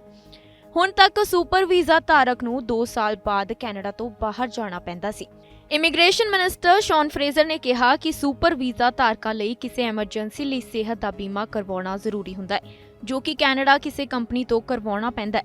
ਇਸ ਸ਼ਰਤ ਵਿੱਚ ਵੀ ਸਰਕਾਰ ਵੱਲੋਂ ਸੋਧ ਕੀਤਾ ਗਿਆ ਹੈ, ਜਿਸ ਤਹਿਤ ਵਿਦੇਸ਼ਾਂ 'ਚ ਬੀਮਾ ਕੰਪਨੀਆਂ ਵੀ ਸੁਪਰ ਵੀਜ਼ਾ ਦੇ ਅਰਜ਼ੀਕਰਤਾਵਾਂ ਲਈ ਸਿਹਤ ਦਾ ਬੀਮਾ ਕੀਤਾ ਜਾ ਸਕੇਗਾ, ਪਰ ਉਹ ਵਿਦੇਸ਼ੀ ਕੰਪਨੀ ਕੈਨੇਡਾ ਦੇ ਇਮੀਗ੍ਰੇਸ਼ਨ ਮੰਤਰਾਲੇ ਤੋਂ ਮਾਨਤਾ ਪ੍ਰਾਪਤ ਹੋਣੀ ਚਾਹੀਦੀ ਹੈ। ਮਾਨਤਾ ਪ੍ਰਾਪਤ ਕੰਪਨੀਆਂ ਦੀ ਨਵੀਂ ਸੂਚੀ ਕੈਨੇਡਾ ਦੇ ਅਧਿਕਾਰੀਆਂ ਵੱਲੋਂ ਤਿਆਰ ਕੀਤੀ ਜਾ ਰਹੀ ਹੈ ਅਤੇ ਜਲਦ ਹੀ ਜਾਰੀ ਕੀਤੀ ਜਾਵੇਗੀ। ਕੈਨੇਡਾ ਵੱਲੋਂ ਸੁਪਰ ਵੀਜ਼ਾ 2011 ਵਿੱਚ ਸ਼ੁਰੂ ਕੀਤਾ ਗਿਆ ਸੀ। ਕੈਨੇਡਾ ਵਿੱਚ ਵਸਦੇ ਪੰਜਾਬੀ ਮੁੱਲ ਦੇ ਬਹੁਤ ਸਾਰੇ ਵਿਅਕਤੀਆਂ ਦਾ ਕਹਿਣਾ ਹੈ ਕਿ ਸੁਪਰ ਵੀਜ਼ੇ ਵਿੱਚ ਸਟੇ ਵਧਾਉਣਾ ਇੱਕ ਵਧੀਆ ਕਦਮ ਹੈ, ਪਰ ਸਰਕਾਰ ਨੂੰ ਮਾਪਿਆਂ ਨੂੰ ਪੱਕੇ ਕਰਨ ਵੱਲ ਵੀ ਧਿਆਨ ਦੇਣਾ ਚਾਹੀਦਾ ਹੈ। ਇਸ ਸਮੇਂ ਕੈਨੇਡਾ ਵਿੱਚ ਲੋਟਰੀ ਸਿਸਟਮ ਹੈ, ਜਿਸ ਦਾ ਭਾਵ ਹੈ ਕਿ ਸਾਰੇ ਬਿਨੇਕਾਰ ਅਰਜ਼ੀ ਦਿੰਦੇ ਨੇ ਅਤੇ ਉਹਨਾਂ ਵਿੱਚੋਂ ਕੁਝ ਅਰਜ਼ੀਆਂ ਸਵੀਕਾਰੀਆਂ ਜਾਂਦੀਆਂ ਨੇ। ਕੈਨੇਡੀਅਨ ਇਮੀਗ੍ਰੇਸ਼ਨ ਮੰਤਰਾਲੇ ਵੱਲੋਂ ਸਾਲਾਨਾ 2021 ਦੌਰਾਨ 40,000 ਮਾਪਿਆਂ ਨੂੰ PR ਦੇਣ ਦਾ ਐਲਾਨ ਕੀਤਾ ਗਿਆ ਸੀ। ਇਮੀਗ੍ਰੇਸ਼ਨ ਮਿਨਿਸਟਰ ਸ਼ੌਨ ਫਰੇਜ਼ਰ ਨੇ ਕਿਹਾ ਕਿ ਸੁਪਰ ਵੀਜ਼ਾ ਧਾਰਕਾਂ ਲਈ ਕਿਸੇ ਐਮਰਜੈਂਸੀ ਲਈ ਸਿਹਤ ਦਾ ਬੀਮਾ ਕਰਵਾਉਣਾ ਜ਼ਰੂਰੀ ਹੁੰਦਾ ਹੈ, ਜੋ ਕਿ ਕੈਨੇਡਾ ਕਿਸੇ ਕੰਪਨੀ ਤੋਂ ਕਰਵਾਉਣਾ ਪੈਂਦਾ ਹੈ। ਇਸ ਸ਼ਰਤ ਵਿੱਚ ਵੀ ਸਰਕਾਰ ਵੱਲੋਂ ਸੋਧ ਕੀਤਾ ਗਿਆ ਹੈ, ਜਿਸ ਤਹਿਤ ਵਿਦੇਸ਼ਾਂ 'ਚ ਬੀਮਾ ਕੰਪਨੀਆਂ ਵੀ ਸੁਪਰ ਵੀਜ਼ਾ ਦੇ ਅਰਜ਼ੀਕਰਤਾਵਾਂ ਲਈ ਸਿਹਤ ਦਾ ਬੀਮਾ ਕੀਤਾ ਜਾ ਸਕੇਗਾ, ਪਰ ਉਹ ਵਿਦੇਸ਼ੀ ਕੰਪਨੀ ਕੈਨੇਡਾ ਦੇ ਇਮੀਗ੍ਰੇਸ਼ਨ ਮੰਤਰਾਲੇ ਤੋਂ ਮਾਨਤਾ ਪ੍ਰਾਪਤ ਹੋਣੀ ਚਾਹੀਦੀ ਹੈ। ਮਾਨਤਾ ਪ੍ਰਾਪਤ ਕੰਪਨੀਆਂ ਦੀ ਨਵੀਂ ਸੂਚੀ ਕੈਨੇਡਾ ਦੇ ਅਧਿਕਾਰੀਆਂ ਵੱਲੋਂ ਤਿਆਰ ਕੀਤੀ ਜਾ ਰਹੀ ਹੈ ਅਤੇ ਜਲਦ ਹੀ ਜਾਰੀ ਕੀਤੀ ਜਾਵੇਗੀ। ਕੈਨੇਡਾ ਵੱਲੋਂ ਸੁਪਰ ਵੀਜ਼ਾ 2011 ਵਿੱਚ ਸ਼ੁਰੂ ਕੀਤਾ ਗਿਆ ਸੀ। ਕੈਨੇਡਾ ਵਿੱਚ ਵਸਦੇ ਪੰਜਾਬੀ ਮੁੱਲ ਦੇ ਬਹੁਤ ਸਾਰੇ ਵਿਅਕਤੀਆਂ ਦਾ ਕਹਿਣਾ ਹੈ ਕਿ ਸੁਪਰ ਵੀਜ਼ੇ ਵਿੱਚ ਸਟੇ ਵਧਾਉਣਾ ਇੱਕ ਵਧੀਆ ਕਦਮ ਹੈ, ਪਰ ਸਰਕਾਰ ਨੂੰ ਮਾਪਿਆਂ ਨੂੰ ਪੱਕੇ ਕਰਨ ਵੱਲ ਵੀ ਧਿਆਨ ਦੇਣਾ ਚਾਹੀਦਾ ਹੈ। ਇਸ ਸਮੇਂ ਕੈਨੇਡਾ ਵਿੱਚ ਲੋਟਰੀ ਸਿਸਟਮ ਹੈ, ਜਿਸ ਦਾ ਭਾਵ ਹੈ ਕਿ ਸਾਰੇ ਬਿਨੇਕਾਰ ਅਰਜ਼ੀ ਦਿੰਦੇ ਨੇ ਅਤੇ ਉਹਨਾਂ ਵਿੱਚੋਂ ਕੁਝ ਅਰਜ਼ੀਆਂ ਸਵੀਕਾਰੀਆਂ ਜਾਂਦੀਆਂ ਨੇ। ਕੈਨੇਡੀਅਨ ਇਮੀਗ੍ਰੇਸ਼ਨ ਮੰਤਰਾਲੇ ਵੱਲੋਂ ਸਾਲਾਨਾ 2021 ਦੌਰਾਨ 40,000 ਮਾਪਿਆਂ ਨੂੰ PR ਦੇਣ ਦਾ ਐਲਾਨ ਕੀਤਾ ਗਿਆ ਸੀ। Bureau report, channel Punjabi. ਵਿਦੇਸ਼ ਵਿੱਚ ਵਸੇ ਭਾਰਤੀਆਂ ਦੀ ਕਿਸਮਤ ਬਦਲਦੀ ਨਜ਼ਰ ਆ ਰਹੀ ਹੈ, ਕਿਉਂਕਿ ਉਹ ਵੱਡੀ ਰਾਸ਼ੀ ਵਾਲੀਆਂ ਲੋਟਰੀਆਂ ਜਿੱਤ ਰਹੇ ਨੇ। ਹਰ ਵਿਅਕਤੀ ਜੀਵਨ ਵਿੱਚ ਸੁਪਨੇ ਤਾਂ ਦੇਖਦਾ ਹੈ ਅਤੇ ਉਹਨਾਂ ਸੁਪਨਿਆਂ ਨੂੰ ਸਾਕਾਰ ਕਰਨ ਵਿੱਚ ਮਿਹਨਤ ਦੇ ਨਾਲ ਕਿਸਮਤ ਦਾ ਵੀ ਅਹਿਮ ਰੋਲ ਹੁੰਦਾ ਹੈ। ਜਿੱਥੇ ਦੁਬਈ ਦੇ ਵਿੱਚ ਇੱਕ ਭਾਰਤੀ ਨੇ ਕਰੋੜਾਂ ਦੀ ਲੋਟਰੀ ਜਿੱਤੀ ਹੈ, ਉੱਥੇ ਹੀ ਕੈਨੇਡਾ ਦੇ ਵਿੱਚ ਇੱਕ ਪੰਜਾਬੀ ਨੇ ਲੱਖਾਂ ਡਾਲਰ ਦੀ ਲੋਟਰੀ ਜਿੱਤ ਲਈ ਹੈ। ਆਪਣੀ ਮਾਂ ਦੇ ਜਨਮ ਦਿਨ ਮੌਕੇ ਕੇਕ ਖਰੀਦਣ ਗਏ ਪੰਜਾਬੀ ਮੁੱਲ ਦੇ ਮਨਰਾਜ ਕੰਗ ਨੇ ਜਲਦੀ ਵਿੱਚ ਇੱਕ ਲੋਟਰੀ ਦੀ ਟਿਕਟ ਵੀ ਖਰੀਦ ਲਈ, ਪਰ ਉਹ ਨਹੀਂ ਜਾਣਦਾ ਸੀ ਕਿ 5 ਲੱਖ ਡਾਲਰ ਦਾ ਇਨਾਮ ਉਸ ਦੀ ਉਡੀਕ ਕਰ ਰਿਹਾ। ਕੈਨੇਡਾ ਦੇ ਮਿਸੀਸਾਗਾ ਸ਼ਹਿਰ ਨਾਲ ਸੰਬੰਧਿਤ ਮਨਰਾਜ ਕੰਗ ਆਪਣੀ ਮਾਤਾ ਦੇ ਜਨਮ ਦਿਨ ਦੀਆਂ ਖੁਸ਼ੀਆਂ ਮਨਾਉਣ ਵਿੱਚ ਰੁੱਝ ਗਿਆ ਅਤੇ ਲੋਟਰੀ ਦਾ ਮੁੱਦਾ ਪਿੱਛੇ ਰਹਿ ਗਿਆ। ਕੁਝ ਦਿਨਾਂ ਬਾਅਦ ਮਨਰਾਜ ਕੰਗ ਨੂੰ ਲੋਟੋ ਮੈਕਸ ਦੇ ਡਰਾਅ ਬਾਰੇ ਯਾਦ ਆਇਆ ਤਾਂ ਉਸਨੇ ਆਪਣੀ ਲੋਟਰੀ ਟਿਕਟ ਦਾ ਨੰਬਰ ਮਿਲਾਉਣਾ ਸ਼ੁਰੂ ਕਰ ਦਿੱਤਾ। ਜਿਉਂ-ਜਿਉਂ ਨੰਬਰ ਮਿਲਦੇ ਜਾ ਰਹੇ ਸਨ, ਮਨਰਾਜ ਕੰਗ ਦੇ ਦਿਲ ਦੀਆਂ ਧੜਕਣਾਂ ਤੇਜ਼ ਹੁੰਦੀਆਂ ਜਾ ਰਹੀਆਂ ਸੀ। 5 ਲੱਖ ਡਾਲਰ ਦੇ ਇਨਾਮ ਬਾਰੇ ਪਤਾ ਲੱਗਣ ਤੇ ਮਨਰਾਜ ਕੰਗ ਖੁਸ਼ੀ ਵਿੱਚ ਨੱਚਣ ਲੱਗ ਪਿਆ। ਉਸਨੇ ਸਭ ਤੋਂ ਪਹਿਲਾਂ ਇਹ ਖੁਸ਼ਖਬਰੀ ਆਪਣੀ ਮਾਂ ਨਾਲ ਸਾਂਝੀ ਕੀਤੀ। ਟੋਰਾਂਟੋ ਦੇ OLG ਪ੍ਰਾਈਜ਼ ਸੈਂਟਰ 'ਚ ਆਪਣਾ ਚੈੱਕ ਲੈਣ ਪੁੱਜੇ ਮਨਰਾਜ ਕੰਗ ਨੇ ਮੀਡੀਆ ਨੂੰ ਦੱਸਿਆ ਕਿ ਇਨਾਮ ਨਿਕਲਣ ਦੀ ਖਬਰ ਸੁਣ ਕੇ ਉਸ ਦੀ ਮਾਂ ਵੀ ਕਾਫੀ ਖੁਸ਼ ਹੋਈ। ਇਨਾਮ ਦੀ ਰਕਮ ਨਾਲ ਉਹ ਆਪਣੇ ਘਰ ਨੂੰ ਨਵਾਂ ਰੂਪ ਦੇਣਾ ਚਾਹੁੰਦਾ ਹੈ ਅਤੇ ਹੁਣ ਤੱਕ ਲੋਟਰੀ ਨਿਕਲਣ ਦੀ ਘਟਨਾ ਤੇ ਉਸ ਨੂੰ ਯਕੀਨ ਹੀ ਨਹੀਂ ਹੋ ਰਿਹਾ। ਇੱਥੇ ਦੱਸਣਾ ਬਣਦਾ ਹੈ ਕਿ ਲੋਟੋ ਮੈਕਸ ਖਰੀਦਣ ਵਾਲੇ ਕੈਨੇਡਾ 'ਚ ਸਾਲ 2009 ਤੋਂ ਲੈ ਕੇ ਹੁਣ ਤੱਕ 7 ਅਰਬ ਡਾਲਰ ਦੀ ਰਕਮ ਤੱਕ ਜਿੱਤ ਚੁੱਕੇ ਹਨ। ਲੋਟੋ ਮੈਕਸ ਪ੍ਰਤੀ ਖੇਡ $5 ਹੈ ਅਤੇ ਡਰਾਅ ਮੰਗਲਵਾਰ ਅਤੇ ਸ਼ੁੱਕਰਵਾਰ ਨੂੰ ਹੁੰਦੇ ਹਨ। ਵਿਦੇਸ਼ ਦੀ ਧਰਤੀ ਤੇ ਵਸੇ ਭਾਰਤੀਆਂ ਦੀ ਜ਼ਿੰਦਗੀ ਰਾਤੋਂ ਰਾਤ ਬਦਲਦੀ ਨਜ਼ਰ ਆ ਰਹੀ ਹੈ। ਵੱਖ-ਵੱਖ ਦੇਸ਼ਾਂ ਤੋਂ ਲੋਟਰੀ ਜਿੱਤਣ ਦੀਆਂ ਖਬਰਾਂ ਰੁਕ ਹੀ ਨਹੀਂ ਰਹੀਆਂ। ਯੂਏ ਵਿੱਚ ਮਸ਼ਹੂਰ ਵੀਕਲੀ ਡਰਾਅ ਦਾ ਜੇਤੂ ਰਾਤੋਂ ਰਾਤ ਕਰੋੜਪਤੀ ਤੱਕ ਬਣ ਗਿਆ। ਪਹਿਲੇ ਜੇਤੂ ਨੇ 1 ਕਰੋੜ ਦਰਹਮ ਜਿੱਤਿਆ ਹੈ, ਜੋ ਕਿ ਭਾਰਤੀ ਰੁਪਏ ਵਿੱਚ ਲਗਭਗ 21 ਕਰੋੜ ਤੱਕ ਦੀ ਰਕਮ ਹੈ। ਇਸ ਤੋਂ ਇਲਾਵਾ ਵੀ ਕਈ ਹੋਰ ਜੇਤੂ ਬਣੇ, ਜਿਸ ਵਿੱਚ ਇੱਕ ਭਾਰਤੀ ਵੀ ਸ਼ਾਮਲ ਹੈ। ਮਹਿਜ਼ੂਜ਼ ਵੀਕਲੀ ਡਰਾਅ ਵਿੱਚ ਲੋਕੀ ਪ੍ਰਾਈਜ਼ ਵਿਨਰ ਨੇ ਸਾਰੇ 5 ਅੰਕਾਂ ਨੂੰ ਮੈਚ ਕੀਤਾ ਹੈ। ਇਹ ਨੰਬਰ 1, 8, 10, 12 ਅਤੇ 49 ਸਨ। 83ਵੇਂ ਹਫ਼ਤੇ ਦੇ ਵੀਕਲੀ ਡਰਾਅ ਵਿੱਚ 1407 ਹੋਰ ਲੋਕ ਜੇਤੂ ਬਣੇ, ਜਿਨ੍ਹਾਂ ਕੋਲ 17,81,600 ਦਰਹਮ ਦਾ ਇਨਾਮ ਦਿੱਤਾ ਗਿਆ। 28 ਜੇਤੂ ਅਜਿਹੇ ਸਨ ਜਿਨ੍ਹਾਂ ਦੇ 4 ਅੰਕ ਮਿਲੇ। ਇਹ ਦੂਜੇ ਨੰਬਰ ਤੇ ਰਹੇ। ਦੂਜੇ ਜੇਤੂ ਦੀ ਪ੍ਰਾਈਜ਼ ਮਨੀ 10 ਲੱਖ ਦਰਹਮ ਯਾਨੀ ਕਿ ਕਰੀਬਨ 2 ਕਰੋੜ 24 ਲੱਖ ਰੁਪਏ ਸੀ। ਇੱਕ ਗਰੰਟਿਡ ਰੈਫਲ ਡਰਾਅ ਵਿੱਚ ਪ੍ਰਤੀ ਮੁਕਾਬਲੇ ਬਾਜ਼ਾਂ ਦੇ ਵਿੱਚ 3 ਲੱਖ ਦਰਹਮ ਨੂੰ ਬਰਾਬਰ ਵੰਡਿਆ ਗਿਆ। ਲੋਕੀ ਜੇਤੂਆਂ ਨੂੰ 1 ਲੱਖ ਦਰਹਮ ਮਿਲੇ, ਜੋ ਕਿ ਭਾਰਤੀ ਰੁਪਏ ਵਿੱਚ 21,48,000 ਰੁਪਏ ਬਣਦੇ ਨੇ। ਇਹਨਾਂ 3 ਜੇਤੂਆਂ ਵਿੱਚੋਂ ਇੱਕ ਭਾਰਤੀ ਵੀ ਸ਼ਾਮਲ ਸੀ। ਭਾਰਤ ਦੇ ਅਨੀਸ਼, ਕੈਨੇਡਾ ਦੇ ਤਾਰੇਕ ਅਤੇ ਪਾਕਿਸਤਾਨ ਦੇ ਰਾਜਾ ਜੇਤੂ ਬਣੇ ਰਹੇ। ਮਹਿਜ਼ੂਜ਼ ਦੇ ਲੱਕੀ ਡਰਾਅ ਵਿੱਚ ਸ਼ਾਮਲ ਹੋਣ ਦੇ ਲਈ 1 ਬੋਤਲ ਪਾਣੀ ਦੀ ਖਰੀਦਣੀ ਪੈਂਦੀ ਹੈ। ਲੋਕਲ ਨਿਊਜ਼ ਦੇ ਮੁਤਾਬਕ ਮਹਿਜ਼ੂਜ਼ ਲੱਕੀ ਡਰਾਅ ਵਿੱਚ ਸ਼ਾਮਲ ਹੋਣ ਦੇ ਲਈ ਮਹਿਜ਼ੂਜ਼ ਤੇ ਰਜਿਸਟਰ ਕਰਨਾ ਹੋਵੇਗਾ ਅਤੇ ਇੱਥੋਂ 35 ਦਰਹਮ ਯਾਨੀ ਕਿ ਲਗਭਗ 750 ਰੁਪਏ ਵਿੱਚ ਪਾਣੀ ਦੀ 1 ਬੋਤਲ ਖਰੀਦਣੀ ਪਵੇਗੀ। 1 ਬੋਤਲ ਖਰੀਦਣ ਤੇ ਗ੍ਰੈਂਡ ਡਰਾਅ ਅਤੇ ਦੂਜੀ ਬੋਤਲ ਖਰੀਦਣ ਤੇ ਰਾਫੇਲ ਡਰਾਅ ਵਿੱਚ ਐਂਟਰੀ ਹੋਵੇਗੀ, ਜੋ ਕਿ ਜਿੱਤਣ ਦੇ ਮੌਕੇ ਨੂੰ ਵਧਾਉਂਦਾ ਹੈ। ਟੌਪ ਪ੍ਰਾਈਜ਼ 1 ਕਰੋੜ ਦਰਹਮ ਅਤੇ ਦੂਜਾ ਪ੍ਰਾਈਜ਼ 10 ਲੱਖ ਦਰਹਮ ਹੈ। Bureau report, channel Punjabi. ਗਰਮੀਆਂ ਦੇ ਸੀਜ਼ਨ 에ਅਰ ਕੈਨੇਡਾ ਨੇ ਆਪਣੀ ਫਲਾਈਟਸ ਵਿੱਚ ਕਮੀ ਕਰਨ ਦਾ ਫੈਸਲਾ ਲਿਆ ਹੈ। ਜੁਲਾਈ ਅਤੇ ਅਗਸਤ ਮਹੀਨੇ ਦੌਰਾਨ 에ਅਰ ਕੈਨੇਡਾ ਆਪਣੀ ਨਿਰਧਾਰਿਤ ਫਲਾਈਟਸ ਚੋਂ ਹਰ ਰੋਜ਼ ਔਸਤਨ 154 ਫਲਾਈਟਾਂ ਘਟਾਵੇਗੀ। ਇਸ ਦੇ ਨਾਲ ਹੀ ਹਵਾਈ ਅੱਡਿਆਂ ਤੇ ਲਗਾਤਾਰ ਹੋ ਰਹੀ ਦੇਰੀ ਦੇ ਚਲਦਿਆਂ ਕੈਨੇਡਾ ਦੇ ਟਰਾਂਸਪੋਰਟ ਮੰਤਰੀ ਓਮਰ ਅਲਕਾਬਰਾ ਨੇ ਆਪਣੀ ਸਫਾਈ ਪੇਸ਼ ਕੀਤੀ ਹੈ। ਪੂਰੀ ਦੁਨੀਆ ਵਿੱਚ ਹਵਾਈ ਮੁਸਾਫਰਾਂ ਲਈ ਪਿਛਲਾ ਵੀਕਐਂਡ ਮੁਸ਼ਕਲਾਂ ਭਰਾ ਰਿਹਾ ਹੈ ਅਤੇ ਇਹ ਗੱਲ ਕਿਸੇ ਤੋਂ ਵੀ ਲੁਕੀ ਨਹੀਂ ਹੈ। ਹੁਣ ਇਸ ਬਾਰੇ ਸਟੀਕ ਜਾਣਕਾਰੀ ਸਾਹਮਣੇ ਆਈ ਹੈ। ਕੈਨੇਡੀਅਨ 에ਅਰਲਾਈਨਸ ਅਤੇ ਹਵਾਈ ਅੱਡਿਆਂ ਨੇ ਸਭ ਤੋਂ ਮਾੜੀ ਕਾਰਗੁਜ਼ਾਰੀ ਵੀ ਦਿਖਾਈ ਸੀ। ਵੀਕਐਂਡ ਨੂੰ 에ਅਰ ਕੈਨੇਡਾ ਦੀਆਂ 67% ਦੀ ਫਲਾਈਟਸ ਦੇਰ ਨਾਲ ਪੁੱਜੀਆਂ, ਜਦਕਿ ਵੈਸਟ ਜੈਟ 55% ਦੀ ਉਡਾਨਾਂ ਨਾਲ ਤੀਜੇ ਸਥਾਨ ਤੇ ਰਹੀ ਹੈ। ਹਵਾਈ ਅੱਡਿਆਂ ਦੇ ਮਾਮਲੇ ਵਿੱਚ ਟੋਰਾਂਟੋ ਦੇ ਪੀਅਰਸਨ ਕੌਮਾਂਤਰੀ ਹਵਾਈ ਅੱਡੇ ਤੋਂ 53% ਦੀ ਫਲਾਈਟਸ ਦੇਰੀ ਨਾਲ ਰਵਾਨਾ ਹੋਈਆਂ। ਫਲਾਈਟ ਅਵੇਅਰ ਦੇ ਅੰਕੜਿਆਂ ਦੇ ਮੁਤਾਬਕ ਮੌਂਟਰੀਅਲ ਹਵਾਈ ਅੱਡੇ ਤੋਂ 43% ਦੀ ਫਲਾਈਟਸ ਦੇਰੀ ਨਾਲ ਰਵਾਨਾ ਹੋਈਆਂ ਅਤੇ ਇਹੀ ਹਾਲ ਲੰਡਨ ਦੇ ਹੀਥਰੋ ਹਵਾਈ ਅੱਡੇ ਦਾ ਵੀ ਰਿਹਾ। ਕੈਨੇਡਾ ਦੇ ਹਵਾਈ ਅੱਡਿਆਂ ਤੇ ਮੁਸਾਫਰਾਂ ਦੀ ਗਿਣਤੀ 2019 ਦੇ ਪੱਧਰ ਤੱਕ ਪਹੁੰਚ ਚੁੱਕੀ ਹੈ, ਪਰ 에ਅਰਲਾਈਨਸ ਅਤੇ ਹਵਾਈ ਅੱਡਾ ਪ੍ਰਬੰਧਕ ਉਲਝਦੇ ਨਜ਼ਰ ਆ ਰਹੇ ਨੇ। ਕੈਨੇਡਾ ਨੇ ਸਭ ਤੋਂ ਵੱਧ ਖੱਜਲ ਖੁਆਰ ਕੀਤਾ ਹੋਇਆ ਹਵਾਈ ਮੁਸਾਫਰਾਂ ਨੂੰ ਅਤੇ ਇਸ ਦੇ ਬਾਰੇ ਟਰਾਂਸਪੋਰਟ ਮੰਤਰੀ ਓਮਰ ਗਾਬਰਾ ਨੇ ਵੀ ਟਵੀਟ ਕਰਕੇ ਸਫਾਈ ਦਿੱਤੀ ਹੈ। ਹਵਾਈ ਅੱਡਿਆਂ ਤੇ ਲਗਾਤਾਰ ਹੋ ਰਹੀ ਦੇਰੀ ਦੇ ਚਲਦਿਆਂ ਕੈਨੇਡਾ ਦੇ ਟਰਾਂਸਪੋਰਟ ਮੰਤਰੀ ਓਮਰ ਗਾਬਰਾ ਨੇ ਇਸ ਨੂੰ ਅਸਵੀਕਾਰਯੋਗ ਦੱਸਿਆ। ਉਹਨਾਂ ਦਾ ਕਹਿਣਾ ਹੈ ਕਿ ਅਸੀਂ ਇਸ ਸਥਿਤੀ ਨੂੰ ਹੱਲ ਕਰਨ ਲਈ 에ਅਰਲਾਈਨਸ, ਹਵਾਈ ਅੱਡਿਆਂ ਅਤੇ ਹੋਰ ਭਾਈਵਾਲਾਂ ਨਾਲ ਕੰਮ ਕਰ ਰਹੇ ਹਾਂ। ਉਹਨਾਂ ਨੇ ਟਵੀਟ ਕਰਕੇ ਇਹ ਵੀ ਦੱਸਿਆ ਕਿ 1200 ਨਵੇਂ ਸਟਾਫ ਨੂੰ ਹਾਇਰ ਵੀ ਕੀਤਾ ਜਾ ਚੁੱਕਿਆ। After 2 difficult years of the pandemic, Canadians and people around the world are ready to travel this summer, and this is great news for our tourism and our economy. But this is creating a significant impact on wait times for travelers at airport. I want you to know that your government is working hard with our partners to rectify this global phenomena here in Canada. On travaille avec nos partenaires. Since April, over 1,000 CATSA screening officers have been hired across the country. CBSA is also maximizing officer availability, and we are adding more kiosks at Toronto Pearson Customs Hall areas. We've also suspended mandatory random COVID-19 testing, and we will be moving that outside airports. We are making improvements to ArriveCAN so it is faster and easier for travelers to use. For example, starting this week, travelers arriving at Pearson or Vancouver airports are now able to save time by submitting their customs and immigration declaration in advance of arrival. Transport Canada, PHAC, CBSA, CATSA, NAV Canada, and airports and airlines continue to meet regularly to find solutions to address bottlenecks affecting travel, including luggage.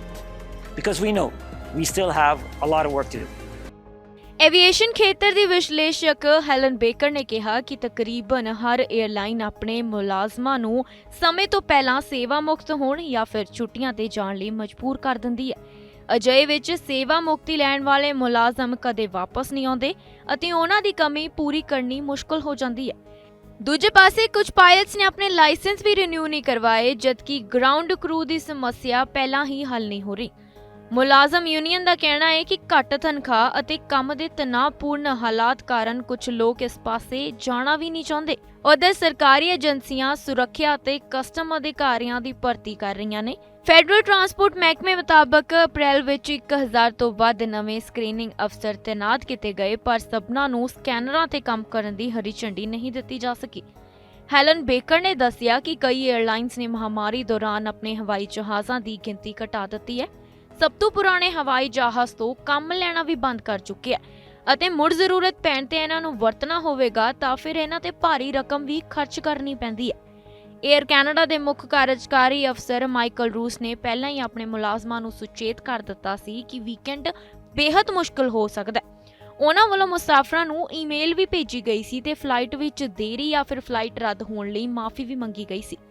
ਹਵਾਈ ਅੱਡਿਆਂ ਤੇ ਵੱਧ ਰਹੀ ਭੀੜ ਭੜੱਕੇ ਨੂੰ ਵੇਖਦਿਆਂ greater Toronto airports authority ਦੇ ਫਾਇਰ ਚੀਫ ਨੂੰ ਚੇਤਾਵਨੀ ਸੁਨੇਹਾ ਵੀ ਜਾਰੀ ਕਰਨਾ ਪਿਆ ਸੀ। ਉਹਨਾਂ ਨੇ ਕਿਹਾ ਕਿ ਟਰਮੀਨਲ 1 ਅਤੇ ਟਰਮੀਨਲ 3 ਤੋਂ ਕਈ ਮੁਸਾਫਰਾਂ ਦੀ ਗਿਣਤੀ ਇੰਨੀ ਜ਼ਿਆਦਾ ਹੋ ਗਈ ਕਿ ਸੁਰੱਖਿਆ ਉਪਾਅ ਕਾਇਮ ਰੱਖਣਾ ਸੰਭਵ ਨਾ ਹੋ ਪਾਇਆ। ਹੁਣ ਦੇਖਣਾ ਇਹ ਹੋਵੇਗਾ ਕਿ ਸਰਕਾਰ ਜਿਹੜੇ ਵੀ ਕਦਮ ਚੱਕ ਰਹੀ ਹੈ ਉਹਨਾਂ ਦਾ ਕੀ ਫਾਇਦਾ ਨਿਕਲਦਾ ਹੈ ਅਤੇ ਏਅਰਪੋਰਟਸ ਅਤੇ ਪਾਸਪੋਰਟ ਬੈਕਲੌਗ ਵਰਗੀਆਂ ਸਮੱਸਿਆਵਾਂ ਕਦੋਂ ਤੱਕ ਹੱਲ ਹੋਣਗੀਆਂ। Bureau report, channel Punjabi. ਬੀਤੇ ਕੁਝ ਸਾਲਾਂ ਤੋਂ ਭਾਰਤ ਅਤੇ ਵਿਸ਼ੇਸ਼ ਕਰਕੇ ਪੰਜਾਬ ਤੋਂ ਕੈਨੇਡਾ ਵਿੱਚ ਜਾ ਰਹੇ ਮੁੰਡੇ ਅਤੇ ਕੁੜੀਆਂ ਵੱਲੋਂ ਸਿਕਿਉਰਿਟੀ ਗਾਰਡ ਦਾ ਲਾਇਸੈਂਸ ਬਣਵਾ ਕੇ ਕੰਮ ਕੀਤਾ ਜਾਂਦਾ ਹੈ, ਜਿਸ ਨਾਲ ਉਹਨਾਂ ਨੂੰ ਪੱਕੇ ਹੋਣ ਵਿੱਚ ਵੀ ਮਦਦ ਮਿਲਦੀ ਹੈ। ਕੈਨੇਡਾ 'ਚ ਪੱਕੀ ਇਮੀਗ੍ਰੇਸ਼ਨ ਦੀ ਲੋੜ ਹੋਣ ਕਾਰਨ ਬਹੁਤ ਸਾਰੇ ਸਿੱਖ ਨੌਜਵਾਨਾਂ ਨੂੰ ਆਮ ਤੌਰ ਤੇ ਕੰਪਨੀਆਂ ਦੇ ਪ੍ਰਬੰਧਕਾਂ ਦੀਆਂ ਸਖਤ ਸ਼ਰਤਾਂ ਮੰਨਣ ਲਈ ਮਜਬੂਰ ਹੋਣਾ ਪੈਂਦਾ ਹੈ। ਇਸ ਸਭ ਨਾਲ ਸੰਬੰਧਿਤ ਸਿਟੀ ਆਫ ਟੋਰਾਂਟੋ ਦਾ ਵਿਵਾਦ ਵੀ ਚੱਲ ਰਿਹਾ ਸੀ। ਸਿਟੀ ਨੇ ਆਪਣੇ ਸੰਵੇਦਨਸ਼ੀਲ ਥਾਵਾਂ ਤੇ ਕੋਵਿਡ-19 ਦੇ ਖਤਰੇ ਕਾਰਨ N95 ਮਾਸਕ ਨੂੰ ਲੈ ਕੇ ਦਾੜੀ ਸ਼ੇਵ ਕਰਨ ਦੇ ਫੈਸਲੇ 'ਚ ਧਾਰਮਿਕ ਆਧਾਰ ਤੇ ਛੋਟ ਮੰਗਣ ਵਾਲੇ ਮੁਲਾਜ਼ਮਾਂ ਅਤੇ ਸਿਕਿਉਰਿਟੀ ਗਾਰਡਾਂ ਨੂੰ ਦਾੜੀ ਸਮੇਤ ਕੰਮ ਕਰਨ ਦੀ ਇਜਾਜ਼ਤ ਦੇ ਦਿੱਤੀ ਹੈ। ਸਿੱਖ ਸਿਕਿਉਰਿਟੀ ਗਾਰਡਸ ਨੂੰ ਦੁਬਾਰਾ ਕੰਮ ਤੇ ਲਿਆਉਣ ਲਈ ਪ੍ਰਾਈਵੇਟ ਕੰਟਰੈਕਟਰਸ ਨੂੰ ਆਦੇਸ਼ ਦਿੱਤਾ ਗਿਆ। ਸਿਟੀ ਆਫ ਟੋਰਾਂਟੋ ਨੇ ਕਿਹਾ ਕਿ ਜੋ ਮੁਲਾਜ਼ਮ ਧਾਰਮਿਕ ਆਧਾਰ ਤੇ ਦਾੜੀ ਨਹੀਂ ਕਟਵਾ ਸਕਦੇ, ਉਹ ਦਾੜੀ ਸਮੇਤ ਕੰਮ ਕਰ ਸਕਣਗੇ।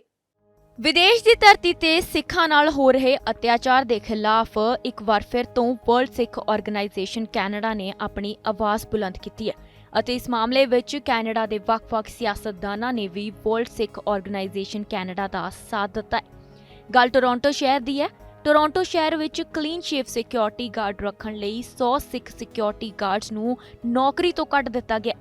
ਸਟਾਰ ਸਿਕਿਉਰਿਟੀ ਅਤੇ ASP ਸਿਕਿਉਰਿਟੀ ਨੇ ਜਾਂ ਤਾਂ ਸਿੱਖ ਸਿਕਿਉਰਿਟੀ ਗਾਰਡਸ ਨੂੰ ਹਟਾ ਦਿੱਤਾ ਹੈ ਜਾਂ ਫਿਰ ਉਹਨਾਂ ਨੂੰ ਬਦਲਵੀਆਂ ਥਾਵਾਂ ਤੇ ਭੇਜ ਦਿੱਤਾ ਗਿਆ। ਰਿਪੋਰਟਾਂ ਅਨੁਸਾਰ ਇਸ ਮਾਮਲੇ ਵਿੱਚ ਅੱਗੇ ਆਉਂਦਿਆਂ ਸੁਰੱਖਿਆ ਗਾਰਡ ਦੇ ਅਹੁਦੇ ਤੋਂ ਹਟਾ ਦੇਣ ਵਾਲੇ ਇੱਕ ਸਿੱਖ ਨੌਜਵਾਨ ਬੀਰ ਕੰਵਲ ਸਿੰਘ ਨੇ ਕਿਹਾ ਕਿ ਜੇਕਰ ਤੁਸੀਂ ਮੈਨੂੰ ਆਪਣੀ ਦਾੜੀ ਨੂੰ ਕਲੀਨ ਸ਼ੇਵ ਕਰਨ ਲਈ ਕਿਹਾ ਹੈ ਤਾਂ ਇਹ ਕੁਝ ਅਜਿਹਾ ਹੈ ਜਿਵੇਂ ਕਿ ਕਿਸੇ ਹੋਰ ਵਿਅਕਤੀ ਨੂੰ ਉਸ ਦੀ ਚਮੜੀ ਲਾਉਣ ਲਈ ਕਿਹਾ ਜਾਵੇ।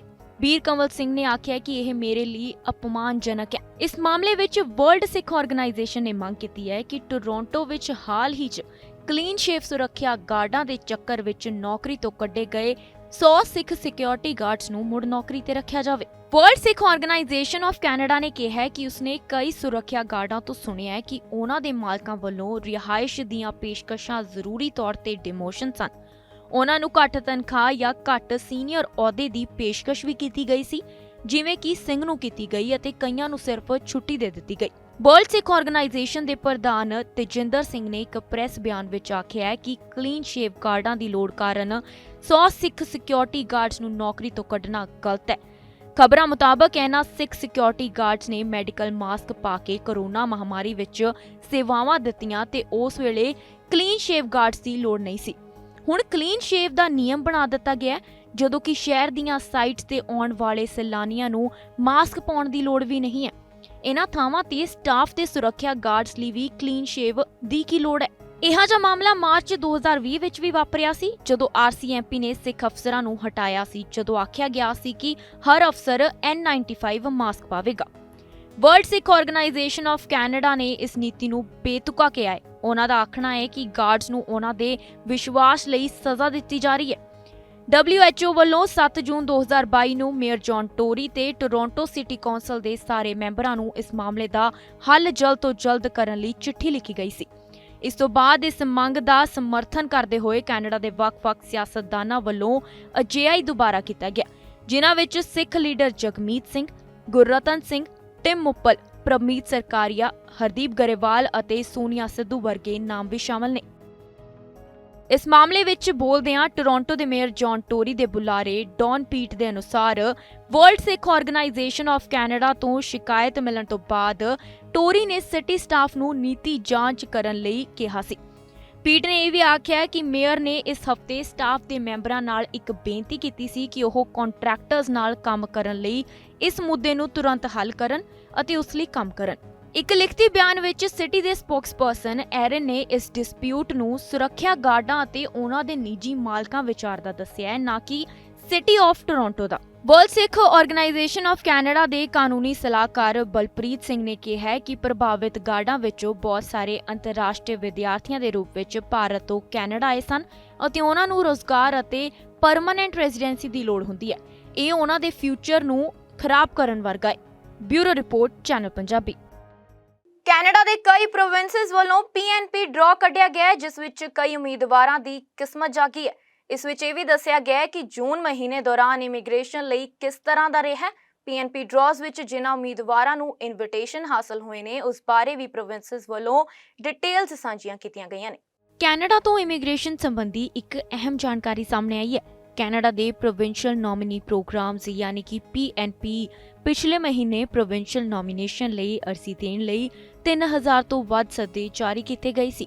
ਹੁਣ ਇਸ ਖਾਸ ਰਿਪੋਰਟ ਵਿੱਚ ਅਸੀਂ ਤੁਹਾਨੂੰ ਦੱਸਾਂਗੇ ਕਿ PNP ਕੀ ਹੈ, ਇਸ ਵਿੱਚ ਕਿਹੜੀਆਂ ਸ਼੍ਰੇਣੀਆਂ ਸ਼ਾਮਲ ਹੁੰਦੀਆਂ ਨੇ, ਇਸ ਦਾ ਐਕਸਪ੍ਰੈਸ ਐਂਟਰੀ ਨਾਲ PNP ਦਾ ਕੀ ਲਿੰਕ ਹੈ, ਕਿਹੜੇ ਸੂਬਿਆਂ ਵੱਲੋਂ PNP ਡਰਾਅ ਕੱਢੇ ਜਾਂਦੇ ਨੇ ਅਤੇ ਉਸ ਵਿੱਚ ਕਿਹੜੀਆਂ ਸ਼੍ਰੇਣੀਆਂ ਸ਼ਾਮਲ ਹੁੰਦੀਆਂ ਨੇ ਅਤੇ ਕਿਹਨਾਂ ਪ੍ਰਵਾਸੀਆਂ ਨੂੰ ਪੱਕੇ ਹੋਣ ਦਾ ਮੌਕਾ ਮਿਲਿਆ ਹੈ। PNP ਇੱਕ ਇਮੀਗ੍ਰੇਸ਼ਨ ਪ੍ਰੋਗਰਾਮ ਹੈ ਜੋ ਕਿ ਫੈਡਰਲ, ਪ੍ਰੋਵਿੰਸ਼ੀਅਲ ਅਤੇ ਟੈਰੀਟੋਰੀਅਲ ਸਰਕਾਰਾਂ ਦੁਆਰਾ ਸਾਂਝੇ ਤੌਰ ਤੇ ਪ੍ਰਬੰਧਿਤ ਕੀਤਾ ਜਾਂਦਾ ਹੈ। ਇਹ ਕੈਨੇਡੀਅਨ ਪ੍ਰੋਵਿੰਸ਼ੀਅਲ ਅਤੇ ਟੈਰੀਟਰੀਜ਼ ਨੂੰ ਉਹਨਾਂ ਦੀਆਂ ਲੇਬਰ ਮਾਰਕੀਟ ਲੋੜਾਂ ਅਤੇ ਆਰਥਿਕ ਵਿਕਾਸ ਦੇ ਉਦੇਸ਼ਾਂ ਨੂੰ ਬਿਹਤਰ ਢੰਗ ਨਾਲ ਪੂਰਾ ਕਰਨ ਲਈ ਉਹਨਾਂ ਦੀਆਂ ਆਪਣੀਆਂ ਇਮੀਗ੍ਰੇਸ਼ਨ ਧਾਰਾਵਾਂ ਬਣਾਉਣ ਦਾ ਮੌਕਾ ਪ੍ਰਦਾਨ ਕਰਦਾ ਹੈ।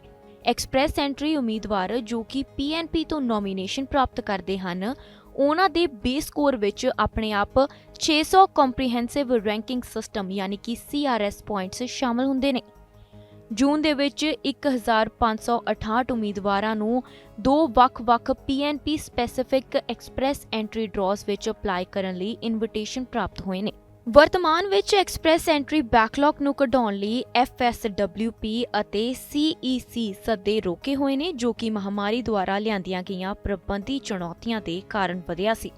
ਹਾਲਾਂਕਿ ਪਿਛਲੇ ਹਫ਼ਤੇ ਇੱਕ ਵਿਸ਼ੇਸ਼ ਇੰਟਰਵਿਊ ਵਿੱਚ ਕੈਨੇਡੀਅਨ ਇਮੀਗ੍ਰੇਸ਼ਨ ਮੰਤਰੀ ਸ਼ੌਨ ਫਰੇਜ਼ਰ ਨੇ ਘੋਸ਼ਣਾ ਕੀਤੀ ਕਿ FSWP ਅਤੇ CEC ਉਮੀਦਵਾਰਾਂ ਲਈ ਐਕਸਪ੍ਰੈਸ ਐਂਟਰੀ ਦੇ ਸੱਦੇ 6 ਜੁਲਾਈ ਦੇ ਕਰੀਬ ਤੋਂ ਮੁੜ ਸ਼ੁਰੂ ਹੋਣੇ ਚਾਹੀਦੇ ਨੇ। ਇਮੀਗ੍ਰੇਸ਼ਨ ਮੰਤਰੀ ਨੇ ਇਹ ਵੀ ਕਿਹਾ ਸੀ ਕਿ IRCC ਦੁਆਰਾ ਨਿਰਧਾਰਿਤ 6 ਮਹੀਨੇ ਦੇ ਸੇਵਾ ਮਿਆਦ ਦੇ ਅੰਦਰ ਜ਼ਿਆਦਾਤਰ ਨਵੀਆਂ ਐਕਸਪ੍ਰੈਸ ਐਂਟਰੀ ਅਰਜ਼ੀਆਂ ਤੇ ਦੁਬਾਰਾ ਕਾਰਵਾਈ ਕੀਤੀ ਜਾਵੇਗੀ। ਹੁਣ ਗੱਲ ਕਰਾਂਗੇ ਕਿ ਕੈਨੇਡਾ ਵਿੱਚ ਕਿਹੜੇ-ਕਿਹੜੇ ਪ੍ਰੋਵਿੰਸਸ ਵੱਲੋਂ PNP ਡਰਾਅ ਕੱਢੇ ਗਏ ਅਤੇ ਕਿੰਨੇ ਉਮੀਦਵਾਰਾਂ ਨੂੰ ਫਾਇਦਾ ਹੋਇਆ। ਗੱਲ ਕਰੀਏ ਐਲਬਰਟਾ ਦੀ ਤਾਂ ਜੂਨ ਵਿੱਚ ਐਲਬਰਟਾ ਨੇ ਇੱਕ Alberta advantage immigration program AAIP draw ਦੇ ਨਤੀਜੇ ਜਾਰੀ ਕੀਤੇ। ਪ੍ਰੋਵਿੰਸ ਨੇ 150 ਉਮੀਦਵਾਰਾਂ ਨੂੰ ਐਲਬਰਟਾ ਐਕਸਪ੍ਰੈਸ ਐਂਟਰੀ ਸਟ੍ਰੀਮ ਦੇ ਤਹਿਤ 16 ਜੂਨ ਨੂੰ ਸਬਾਈ ਨਾਮਜ਼ਦਗੀ ਲਈ ਅਰਜ਼ੀ ਦੇਣ ਲਈ ਸੱਦਾ ਦਿੱਤਾ। ਸੱਦੇ ਗਏ ਉਮੀਦਵਾਰਾਂ ਨੂੰ ਸੱਦਾ ਦੇਣ ਲਈ ਘੱਟੋ-ਘੱਟ 306 ਦੇ CRS ਸਕੋਰ ਦੀ ਲੋੜ ਹੁੰਦੀ ਹੈ। ਗੱਲ ਕਰਦੇ ਹਾਂ ਬ੍ਰਿਟਿਸ਼ ਕੋਲੰਬੀਆ ਦੀ। British Columbia provincial nominee program ਯਾਨੀ ਕਿ BCPNP ਵੀਕਲੀ ਡਰਾਅ ਕਰਦਾ ਹੈ ਅਤੇ express entry British Columbia, skills immigrants, DTEC ਅਤੇ ਐਂਟਰਪ੍ਰੈਨਿਓਰ ਰੀਜਨਲ ਪਾਇਲਟ ਸਟ੍ਰੀਮਸ ਦੇ ਤਹਿਤ ਪ੍ਰੋਵਿੰਸ਼ੀਅਲ ਨੋਮੀਨੇਸ਼ਨਸ ਲਈ ਅਰਜ਼ੀ ਦੇਣ ਲਈ ਸਭ ਤੋਂ ਵੱਧ ਸਕੋਰ ਵਾਲੇ ਉਮੀਦਵਾਰਾਂ ਨੂੰ ਸੱਦਾ ਦਿੰਦਾ ਹੈ। ਪ੍ਰੋਵਿੰਸ ਵਿੱਚ ਉਹਨਾਂ ਉਮੀਦਵਾਰਾਂ ਲਈ ਵਿਸ਼ੇਸ਼ ਡਰਾਅ ਵੀ ਕੱਢੇ ਜਾਂਦੇ ਨੇ ਜਿਨ੍ਹਾਂ ਦੇ ਕਿੱਤੇ ਨੂੰ ਤਰੀਜ ਵਜੋਂ ਪਛਾਣਿਆ ਗਿਆ।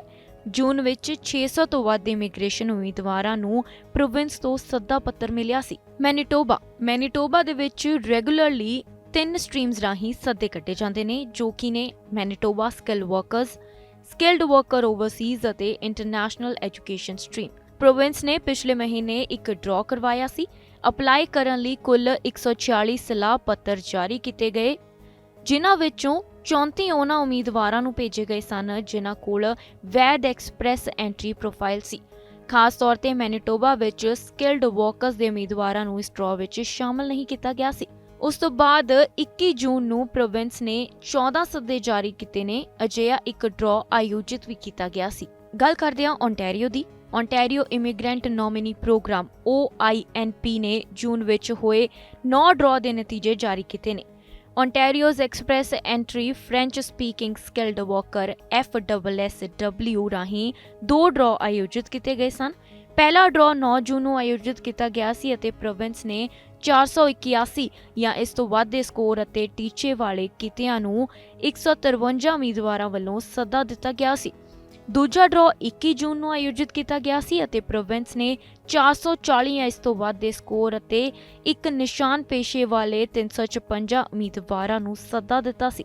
ਓਨਟਾਰੀਓ ਨੇ ਇੰਪਲੋਇਰ ਜੌਬ ਆਫਰ ਤੋਂ 1721 ਉਮੀਦਵਾਰਾਂ ਨੂੰ ਵੀ ਸੱਦਾ ਦਿੱਤਾ ਹੈ। ਫੋਰਨ ਵਰਕਰ ਇਨ ਡਿਮਾਂਡ ਸਕਿਲਸ ਅਤੇ ਇੰਟਰਨੈਸ਼ਨਲ ਸਟੂਡੈਂਟਸ ਦੇ ਨਾਲ ਮਾਸਟਰਸ ਗ੍ਰੈਜੂਏਟ ਸਟਰੀਮ ਅਤੇ PhD ਗ੍ਰੈਜੂਏਟ ਸਟਰੀਮ ਇਹ ਡਰਾਅ 1 ਅਤੇ 29 ਜੂਨ ਨੂੰ ਹੋਏ ਸਨ। ਇਸ ਤੋਂ ਇਲਾਵਾ ਜੂਨ ਦੇ ਵਿੱਚ OINP ਨੇ ਘੋਸ਼ਣਾ ਕੀਤੀ ਸੀ ਕਿ ਇਸ ਨੂੰ ਫੈਡਰਲ ਸਰਕਾਰ ਤੋਂ ਆਪਣਾ 2022 ਨਾਮਜ਼ਦਗੀ ਯਾਨੀ ਕਿ ਐਲੋਕੇਸ਼ਨ ਪ੍ਰਾਪਤ ਹੋਈ ਹੈ। ਪ੍ਰੋਵਿੰਸ ਨੂੰ 2022 ਲਈ 9750 ਨਾਮਜ਼ਦਗੀਆਂ ਅਲਾਟ ਕੀਤੀਆਂ ਜਾ ਰਹੀਆਂ ਨੇ। ਹੁਣ ਗੱਲ ਕਰਾਂਗੇ ਆਖਰੀ ਸੂਬੇ ਦੀ, Prince Edward Island. Prince Edward Island provincial nominee program PEI-PNP draw pre scheduled ਅਤੇ ਮਹੀਨੇ ਵਿੱਚ ਇੱਕ ਵਾਰ ਹੀ ਆਰਗੇਨਾਈਜ਼ ਕੀਤਾ ਜਾਂਦਾ ਹੈ। PEI-PNP ਨੇ 16 ਜੂਨ ਨੂੰ ਡਰਾਅ ਆਯੋਜਿਤ ਕੀਤਾ ਸੀ ਅਤੇ ਲੇਬਰ ਇੰਪੈਕਟ ਅਤੇ ਐਕਸਪ੍ਰੈਸ ਐਂਟਰੀ ਸਟਰੀਮ ਤੋਂ 127, ਇਸ ਦੇ ਨਾਲ ਹੀ ਬਿਜ਼ਨਸ ਇੰਪੈਕਟ ਸਟਰੀਮ ਤੋਂ 9 ਉਮੀਦਵਾਰਾਂ ਨੂੰ ਸੱਦਾ ਦਿੱਤਾ ਗਿਆ ਸੀ। ਹੁਣ ਤੁਹਾਨੂੰ ਦਵਾਂਗੇ PNP ਅਤੇ ਐਕਸਪ੍ਰੈਸ ਐਂਟਰੀ ਬਾਰੇ ਹੋਰ ਜਾਣਕਾਰੀ। ਦੱਸ ਦੇਈਏ ਕਿ ਕੈਨੇਡਾ ਨੇ 1998 ਵਿੱਚ ਇਮੀਗ੍ਰੇਸ਼ਨ ਦੇ ਲਾਭਾਂ ਨੂੰ ਪ੍ਰੋਵਿੰਸਸ ਵਿੱਚ ਹੋਰ ਸਮਾਨ ਰੂਪ ਵਿੱਚ ਫੈਲਾਉਣ ਅਤੇ ਦੇਸ਼ ਦੇ ਛੋਟੇ ਪ੍ਰੋਵਿੰਸਸ ਅਤੇ ਘੱਟ ਆਬਾਦੀ ਵਾਲੇ ਖੇਤਰਾਂ 'ਚ ਇਮੀਗ੍ਰੇਸ਼ਨ ਨੂੰ ਉਤਸ਼ਾਹਿਤ ਕਰਨ ਲਈ PNP ਦੀ ਸ਼ੁਰੂਆਤ ਕੀਤੀ ਸੀ। ਅੱਜ ਦੇ ਸਮੇਂ ਵਿੱਚ ਕੈਨੇਡਾ 'ਚ ਜ਼ਿਆਦਾਤਰ ਪ੍ਰੋਵਿੰਸ਼ੀਅਲ ਅਤੇ ਟੈਰੀਟੋਰੀਅਲਸ ਦੇ ਵਿੱਚ ਆਰਥਿਕ ਇਮੀਗ੍ਰੇਸ਼ਨ PNP ਦਾ ਇੱਕ ਮਹੱਤਵਪੂਰਨ ਹਿੱਸਾ ਮੰਨਿਆ ਜਾਂਦਾ ਹੈ। ਵਾਸਤਵ ਵਿੱਚ ਬਹੁਤ ਸਾਰੇ ਛੋਟੇ ਕੈਨੇਡੀਅਨ ਪ੍ਰੋਵਿੰਸਸ ਜਿਵੇਂ ਕਿ ਨਿਊਫਾਊਂਡਲੈਂਡ ਅਤੇ Labrador, Prince Edward Island, Nova Scotia, New Brunswick, Manitoba ਅਤੇ ਸਕੈਚੁਅਨ ਆਪਣੀ ਡੈਮੋਗ੍ਰਾਫਿਕ ਅਤੇ ਲੇਬਰ ਫੋਰਸ ਦੀਆਂ ਲੋੜਾਂ ਨੂੰ ਪੂਰਾ ਕਰਨ ਲਈ PNP ਪ੍ਰੋਗਰਾਮ ਤੇ ਨਿਰਭਰ ਕਰਦੇ ਨੇ। 2024 ਤੱਕ ਇਕੱਲੇ PNPs ਦੇ ਨਤੀਜੇ ਵਜੋਂ ਪ੍ਰਤੀ ਸਾਲ 93,000 ਤੋਂ ਵੱਧ ਪ੍ਰਵਾਸੀਆਂ ਨੂੰ ਪਰਮਾਨੈਂਟ ਰੈਜ਼ੀਡੈਂਸ ਵਜੋਂ ਦਾਖਲ ਕੀਤੇ ਜਾਣ ਦੀ ਉਮੀਦ ਕਰ ਰਹੇ ਆ। ਇਸ ਦੇ ਨਾਲ ਹੀ ਕੈਨੇਡਾ ਦੇ ਕਿਊਬਿਕ ਅਤੇ ਨੁਨਵਾਦ ਦੇ ਇਲਾਵਾ ਕਈ ਪ੍ਰੋਵਿੰਸਸ ਅਤੇ ਟੈਰੀਟਰੀਜ਼ ਆਪਣੇ ਖੁਦ ਦੇ PNP ਚਲਾਉਂਦੇ ਨੇ। ਹਾਲਾਂਕਿ ਪ੍ਰੋਵਿੰਸ਼ੀਅਲ ਨੋਮੀਨੇਸ਼ਨ ਪਰਮਾਨੈਂਟ ਰੈਜ਼ੀਡੈਂਸ ਤੋਂ ਵੱਖਰੀ ਹੁੰਦੀ ਹੈ, ਪਰ ਇਹ immigration, refugee and citizenship Canada ਯਾਨੀ ਕਿ IRCC ਤੋਂ ਓਵਰਆਲ ਕੈਨੇਡਾ ਦੇ ਵਿੱਚ 80 ਤੋਂ ਵੱਧ PNPs ਨੇ ਜਿਨ੍ਹਾਂ ਵਿੱਚ ਸੰਭਾਵੀ ਉਮੀਦਵਾਰ ਪਰਮਾਨੈਂਟ ਰੈਜ਼ੀਡੈਂਸੀ ਪ੍ਰਾਪਤ ਕਰ ਸਕਦੇ ਨੇ। ਇਹ ਸਿੱਧੇ ਪ੍ਰੋਵਿੰਸ ਨੂੰ ਅਰਜ਼ੀ ਦੇ ਕੇ ਜਾਂ ਐਕਸਪ੍ਰੈਸ ਐਂਟਰੀ ਪ੍ਰੋਫਾਈਲ ਦੁਆਰਾ ਕੀਤਾ ਜਾ ਸਕਦਾ ਹੈ। Bureau report, channel Punjabi. Immigration New Zealand ਨੇ ਆਪਣੀਆਂ ਸੇਵਾਵਾਂ ਤੇ ਫੀਸਾਂ ਲਈ ਵਾਧੇ ਦਾ ਐਲਾਨ ਕੀਤਾ ਹੈ, ਜਿਸ ਵਿੱਚ ਸਭ ਤੋਂ ਜ਼ਿਆਦਾ ਫੀਸਾਂ ਦਾ ਵਾਧਾ ਰੈਜ਼ੀਡੈਂਸ ਸ਼੍ਰੇਣੀ ਲਈ ਕੀਤਾ ਗਿਆ। ਇਮੀਗ੍ਰੇਸ਼ਨ ਨਿਊਜ਼ੀਲੈਂਡ ਨੇ ਆਪਣੀ ਸੇਵਾਵਾਂ ਤੇ ਫੀਸਾਂ ਲਈ ਵਾਧੇ ਦਾ ਐਲਾਨ ਕੀਤਾ ਹੈ। ਇਹ ਫੈਸਲਾ 31 ਜੁਲਾਈ 2022 ਤੋਂ ਅਮਲ ਵਿੱਚ ਆਵੇਗਾ। ਫੀਸਾਂ ਤੇ ਹੋਰ ਸੇਵਾਵਾਂ ਵਿੱਚ ਔਸਤਨ 40 ਤੋਂ ਵੱਧ ਫੀਸਦੀ ਦਾ ਵਾਧਾ ਐਲਾਨਿਆ ਗਿਆ। ਸਭ ਤੋਂ ਜ਼ਿਆਦਾ ਫੀਸ ਦਾ ਵਾਧਾ ਰੈਜ਼ੀਡੈਂਸੀ ਸ਼੍ਰੇਣੀ ਲਈ ਕੀਤਾ ਜਾ ਰਿਹਾ ਹੈ। ਵਿਜ਼ਿਟਰ ਵੀਜ਼ਾ ਨਾਲ ਸੰਬੰਧਿਤ ਬਹੁਤੀਆਂ ਸ਼੍ਰੇਣੀਆਂ ਤੇ ਪੈਸੀਫਿਕ ਫੋਰਡਕਸ ਸ਼੍ਰੇਣੀ ਨਾਲ ਸੰਬੰਧਿਤ ਵੀਜ਼ਿਆਂ ਦੀਆਂ ਫੀਸਾਂ ਵਿੱਚ ਕੋਈ ਵਾਧਾ ਨਹੀਂ ਹੋਇਆ। ਹੁਨਰਮੰਦ ਪ੍ਰਵਾਸੀ ਰੈਜ਼ੀਡੈਂਸ ਸ਼੍ਰੇਣੀ ਦੀ ਸੀਮਾ $5,000 ਹੋਵੇਗੀ। ਫੀਸਾਂ ਦੀ ਸੂਚੀ ਤੁਸੀਂ ਹੁਣ ਦੇਖ ਸਕਦੇ ਹੋ।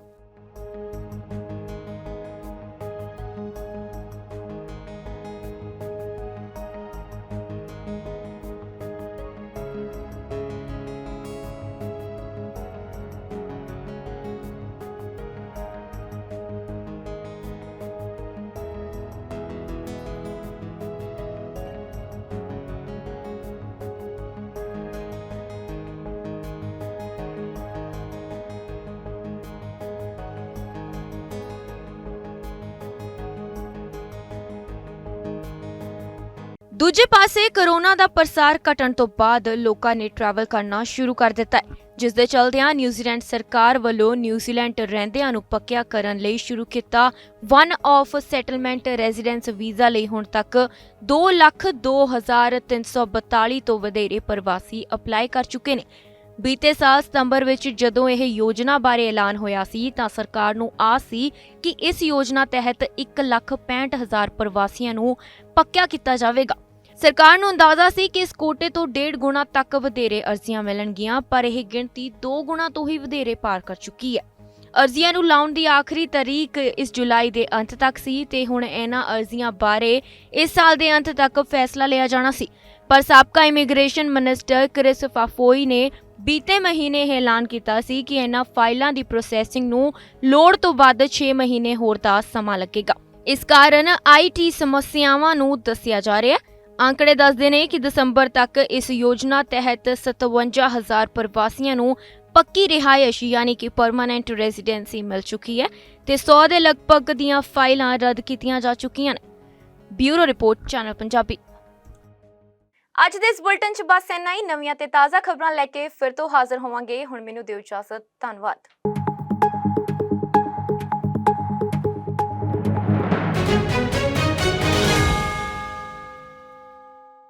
ਸਾਡਾ ਹਰ ਇੱਕ ਪ੍ਰੋਗਰਾਮ ਦੇਖਣ ਤੇ ਸਾਡੇ ਨਾਲ ਜੁੜਨ ਲਈ ਸਬਸਕ੍ਰਾਈਬ ਕਰੋ ਚੈਨਲ ਪੰਜਾਬੀ ਤੇ ਨੋਟੀਫਿਕੇਸ਼ਨ ਲਈ ਬੈਲ ਆਈਕਨ ਵਾਲੇ ਬਟਨ ਤੇ ਕਲਿੱਕ ਕਰੋ।